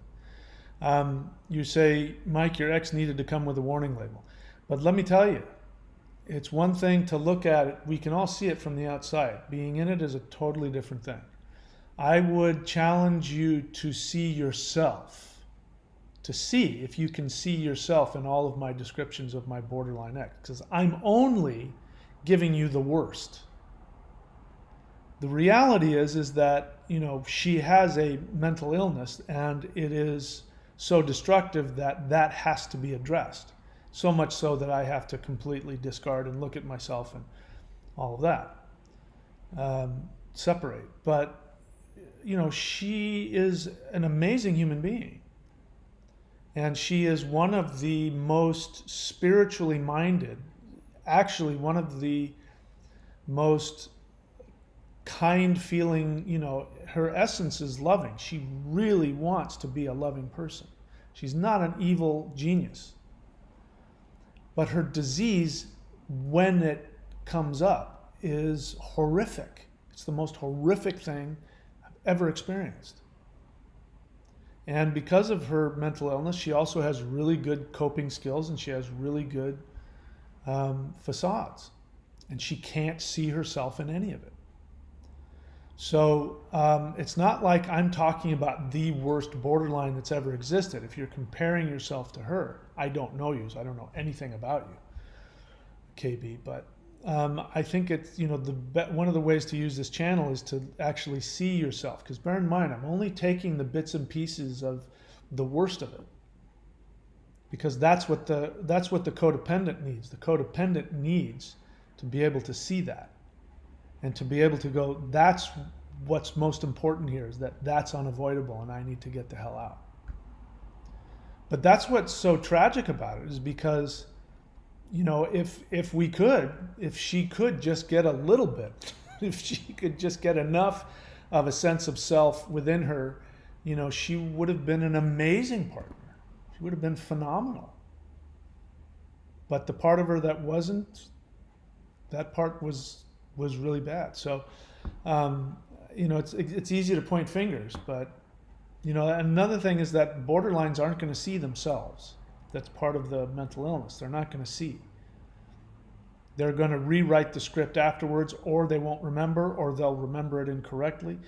So not knowing you, I don't know what you were like to be with, but it's possible you've done those same things in that same way and you're not aware of it. So see if you can. See yourself in that. Jameson Colliday question, thoughts on identifying as survivor and not a victim? Stuck on one hand, accepting that abusive influence, on the other, not being absolved of responsibility in covert narcissism. So Jameson, my response to you is still the same. You're overthinking it, and you're overthinking it as a means of avoiding your feelings. This is how your mom trained you to be this way. Your mom told you to constantly doubt yourself. I mean, your mom was borderline, is borderline. I mean, so I seriously feel hardcore for you, because what you've gone through and what you go through is horrific. And so she has trained you to constantly doubt, berate, judge, question yourself, so that you never have any firm footing anywhere. And that's the feeling that you need to learn to be with. So anytime that these, I'm stuck on the one hand accepting that I was abused, and on the other, it's my responsibility in my covert narcissism. I don't see you as a covert narcissist. Being the codependent, you have covert narcissistic tendencies, as all codependents, including myself, have. The difference is the covert narcissist has a firewall. They're completely clueless. They don't take any responsibility. It's always somebody else's fault. You take responsibility, but the way your self damages is that you overcompensate. You try too hard. You try to take too much responsibility. So for you, it's helpful for you to actually be the victim and feel how badly victimized you were, and that it's not your fault. You didn't make your mom do that to you, and you don't need to project that on everybody else. The only thing I think that's important for you at this stage for you is to just acknowledge that you're not going to get what you want from those people. Those people that you've been attracting in your life, and you may continue to attract them, as time goes on, and it'll get better. It's not your fault that they are damaged and that they've hurt you. Okay? You're not a covert narcissist. KB says, I hear a bunch of folks giving away their power. Nobody can make you do or feel anything you allow them to. That's exactly right. It's interesting that the borderline, I'm not responding because I want to respond. Because what I want to get to, KB, is there's an unconscious message there on your part. The fact that you need to say that. There's something going on there. You're not talking about yourself. That's what it is. You're not talking about yourself. Because what you've just said about others is true about you. And that's why you see it in other people. But you're not conscious of that. I'm conscious of it. I see it in other people, and I'm making them conscious because I am conscious of it. You can see how ruthless I am with the codependents and how screwed up they are. It's because that I'm talking about me, and these are things that I have worked on and continue to work on. So I'm bringing it to their attention that it's not their fault, that it wasn't done to them. But the fact is, you're not talking about you. You're not talking about what you do and how you give your power away and how you're codependent as well. Borderline is codependent. It's just an extreme form of codependence. Okay, so chew on that for a while. Jose Maria Pena, whatever. Yep, just talking about histrionics, which I don't have a whole lot of info, so I'll just let that stay where it is.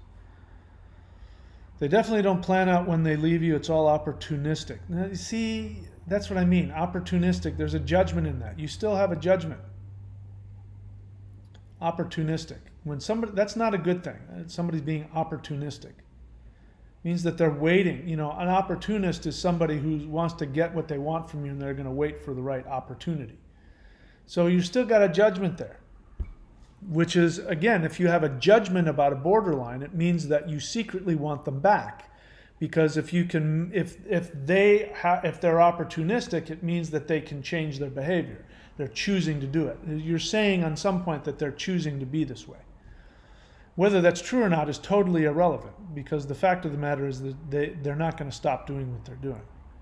The point is that if you want to see them in a negative light, it means you want them to come back, and you want to be able to talk them out of their immoral behavior.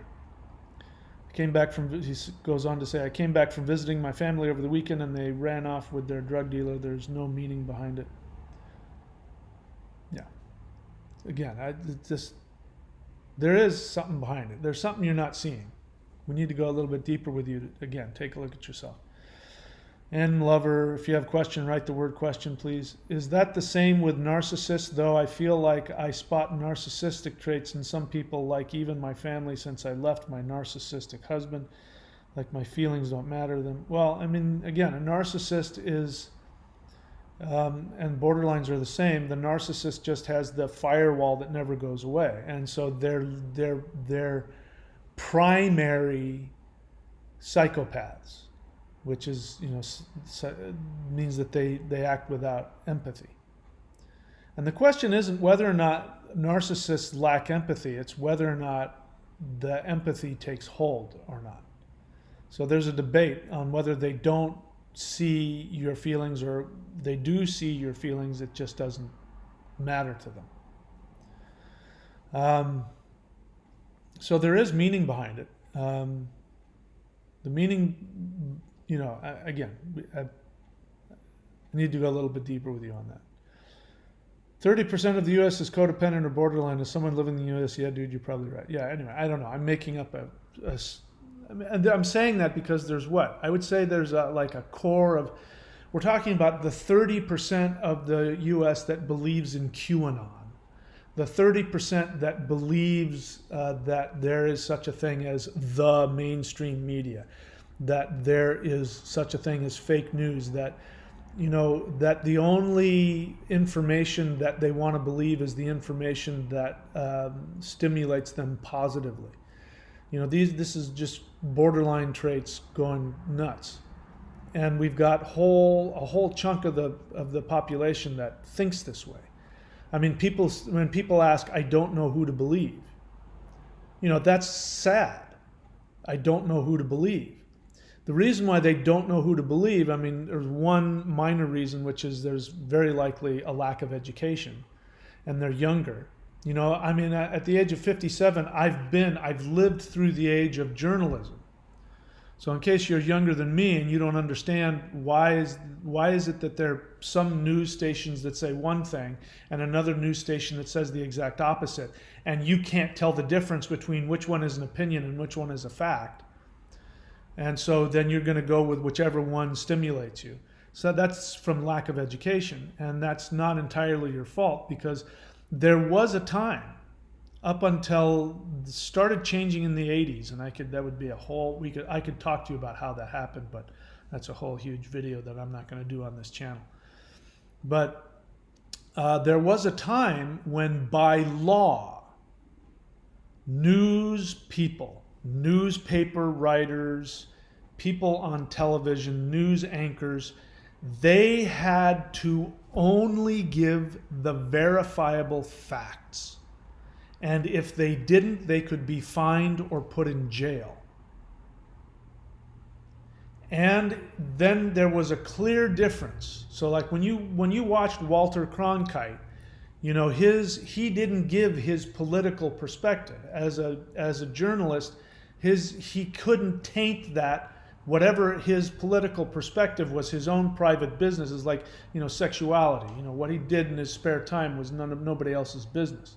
He was there to give the actual news of what was going on in the world. And if he said Joe Biden has won has won, you knew that he was telling you a verifiable fact, because if he didn't, he'd go to jail.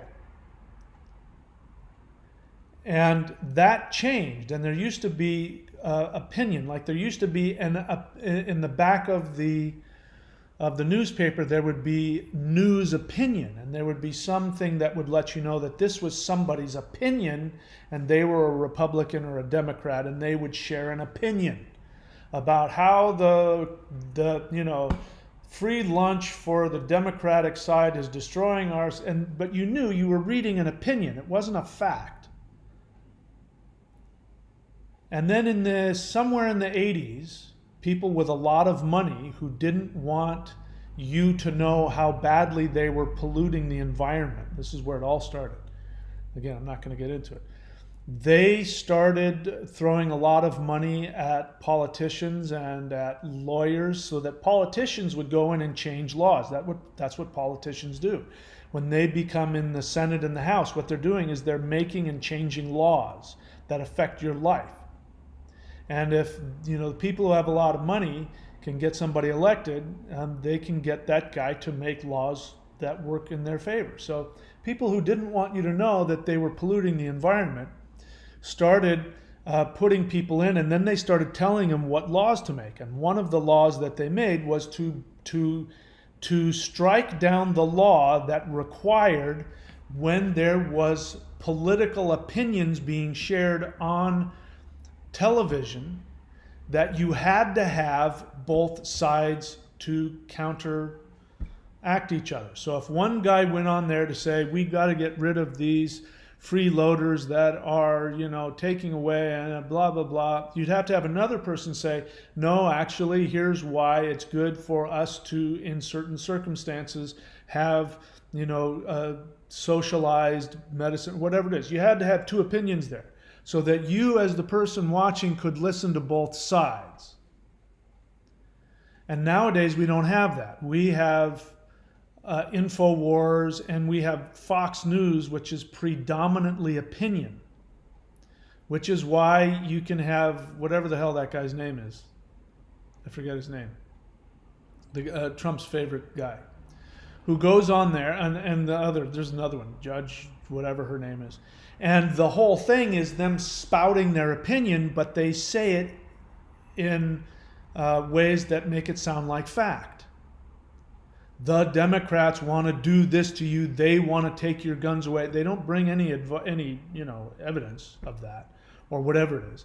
They stole the vote. They don't bring any evidence. They're just throwing their opinion out. But you don't know the difference because somebody came in and put a law in there that took that law away, that says that they're no longer required to tell you, listen, this isn't a fact. This is just my opinion. I haven't verified this. This is how I feel. And it's sad because then you have whole generations of people that don't know that. And they think everything that they hear is a fact. And then when you hear two opposing facts, who is that? The Kelly, whatever her name was, Trump's advisor, said that. Something about, we have differing facts. There's no such thing. There's a fact, and then there's the not fact, the true and the false. And we've never had a time when people say, I don't know who to believe. And so the only thing left is, and this has been designed by the way, what's happening has been by design. There are lots of people that want to destroy democracy because democracy keeps rich people in their place. But if we destroy democracy, and if you start doubting democracy, then exactly like what happened in Nazi Germany, Hitler didn't just rise one day and take power. He was elected. And then he manipulated government, and he used phrases like the lying press, and he eventually took over control. It was supposed to be temporary. He was going to, like Flynn said, Trump, you should declare martial law and take over temporarily, and put... That's exactly what happened. Hitler took control temporarily of the government and never let go of it. This has been by design. This crisis has been 30, 40 years in the making. I know because I lived through it. If you're younger than me, you don't know that. And you don't know the difference between what you feel and what is true. It's just, it's borderline personality disorder on a collective unconscious scale. But it's been going on as long as people have been humans. Chris, Mike, I don't disagree with you. I have empathy. I do need help for my codependence. I believe I'm dealing with a full-on narcissist and not a borderline. Is in the trauma bond. Stop bullshitting me. I'm not buying it.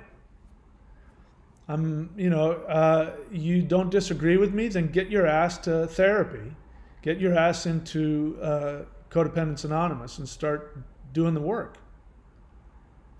What do you mean you're dealing with a full-on narcissist? No, you're not. Go no contact.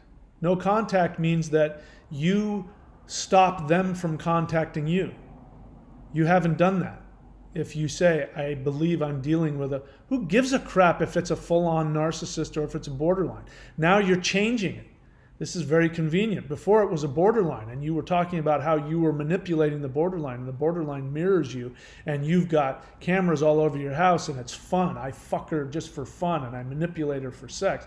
And now you're a victim, and you're dealing with a full-on narcissist. It doesn't matter if she's a full-on narcissist or if she's a full-on borderline. It doesn't mean anything. It doesn't change anything for you. Chris, you haven't done anything to convince me that you're anything other than a covert narcissist.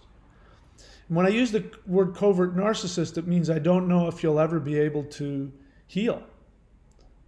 And I'm being really serious about it because in order to heal, you have to have the ability to be honest and the willingness, and you haven't shown me any of that. And you're changing everything you say to fit, you're trying to manipulate me in all kinds of ways.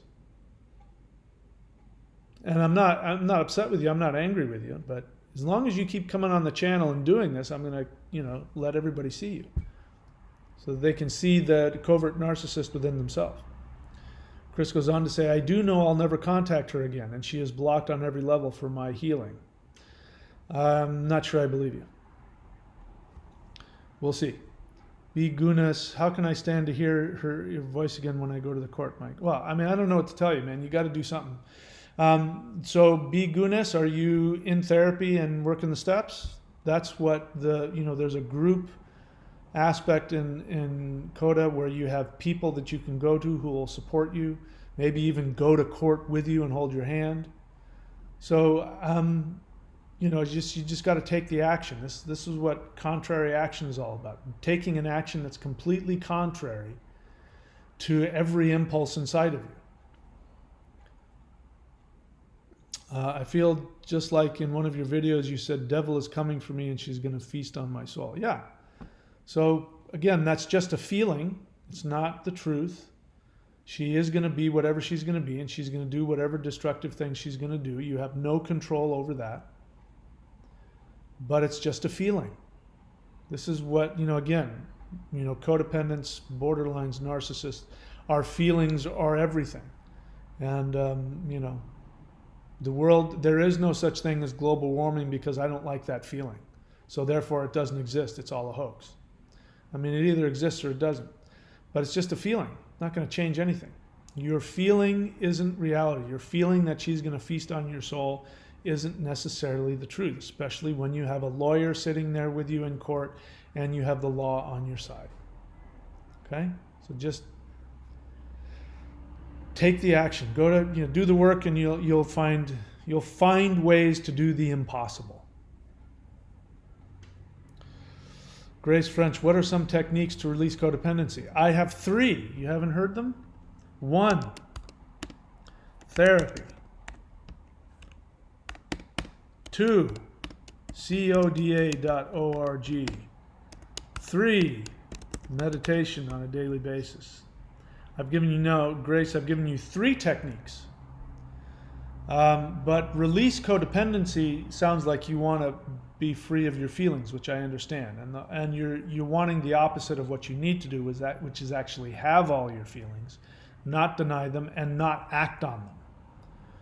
So having all your feelings is not the same as having them control you. Having all your feelings and having the strength not to act on them or to act completely contrary to them is what's most important.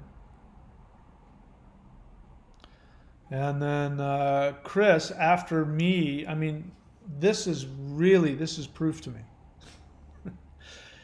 Chris, if you were codependent and I had been as ruthless to you as I have been, you would disappear. If you were, this is why I'm doing this to you, because I feel very strongly you're not just a codependent, that you're actually a narcissist, meaning that you don't have any real empathy for others. Because if you did have empathy, what I would be saying would be so horrific for you to listen to that you would stop commenting.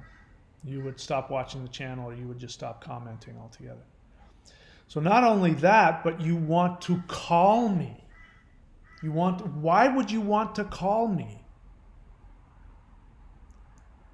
I mean, the presumption in that. What are you going to accomplish by calling me?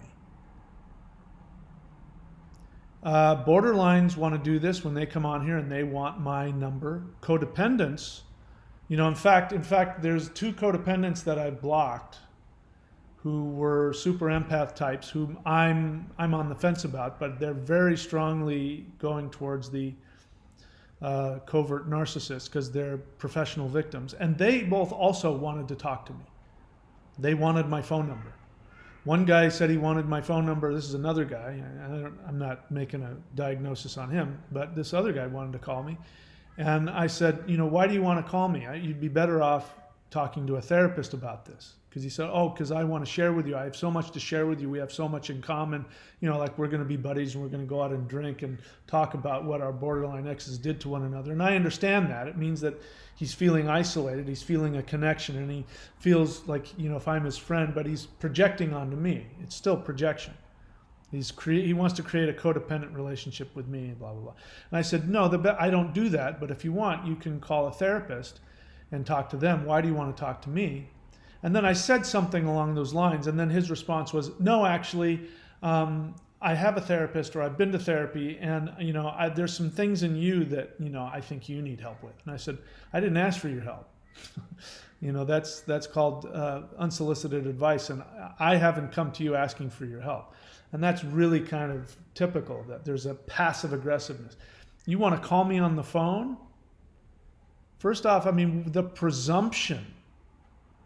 presumption that I've got nothing better to do but talk to you on the phone, and whatever it is you think you want, I know that it's manipulative. Chris, there's nothing that you're doing that isn't textbook, not in recovery, very likely covert narcissist, textbook. So no, you can't call me. You want to call somebody? Call a therapist. Call a therapist that deals with narcissism and say, somebody said they think I might be a covert narcissist. Let's see what else. Nothing else. That's it. All right. That's it for me today. I got to call my thing and get my car thing all set up because I'm in a foreign country. And I'm not going back to the States, and I have to rent a car because I never know when I'm going to have to get on a plane and go back to hell, which I'm going to say hopefully is never going to happen. Hopefully I get to stay here forever. All right, that's it for me, guys. Thanks a lot. Stay well, and I will see you when I see you.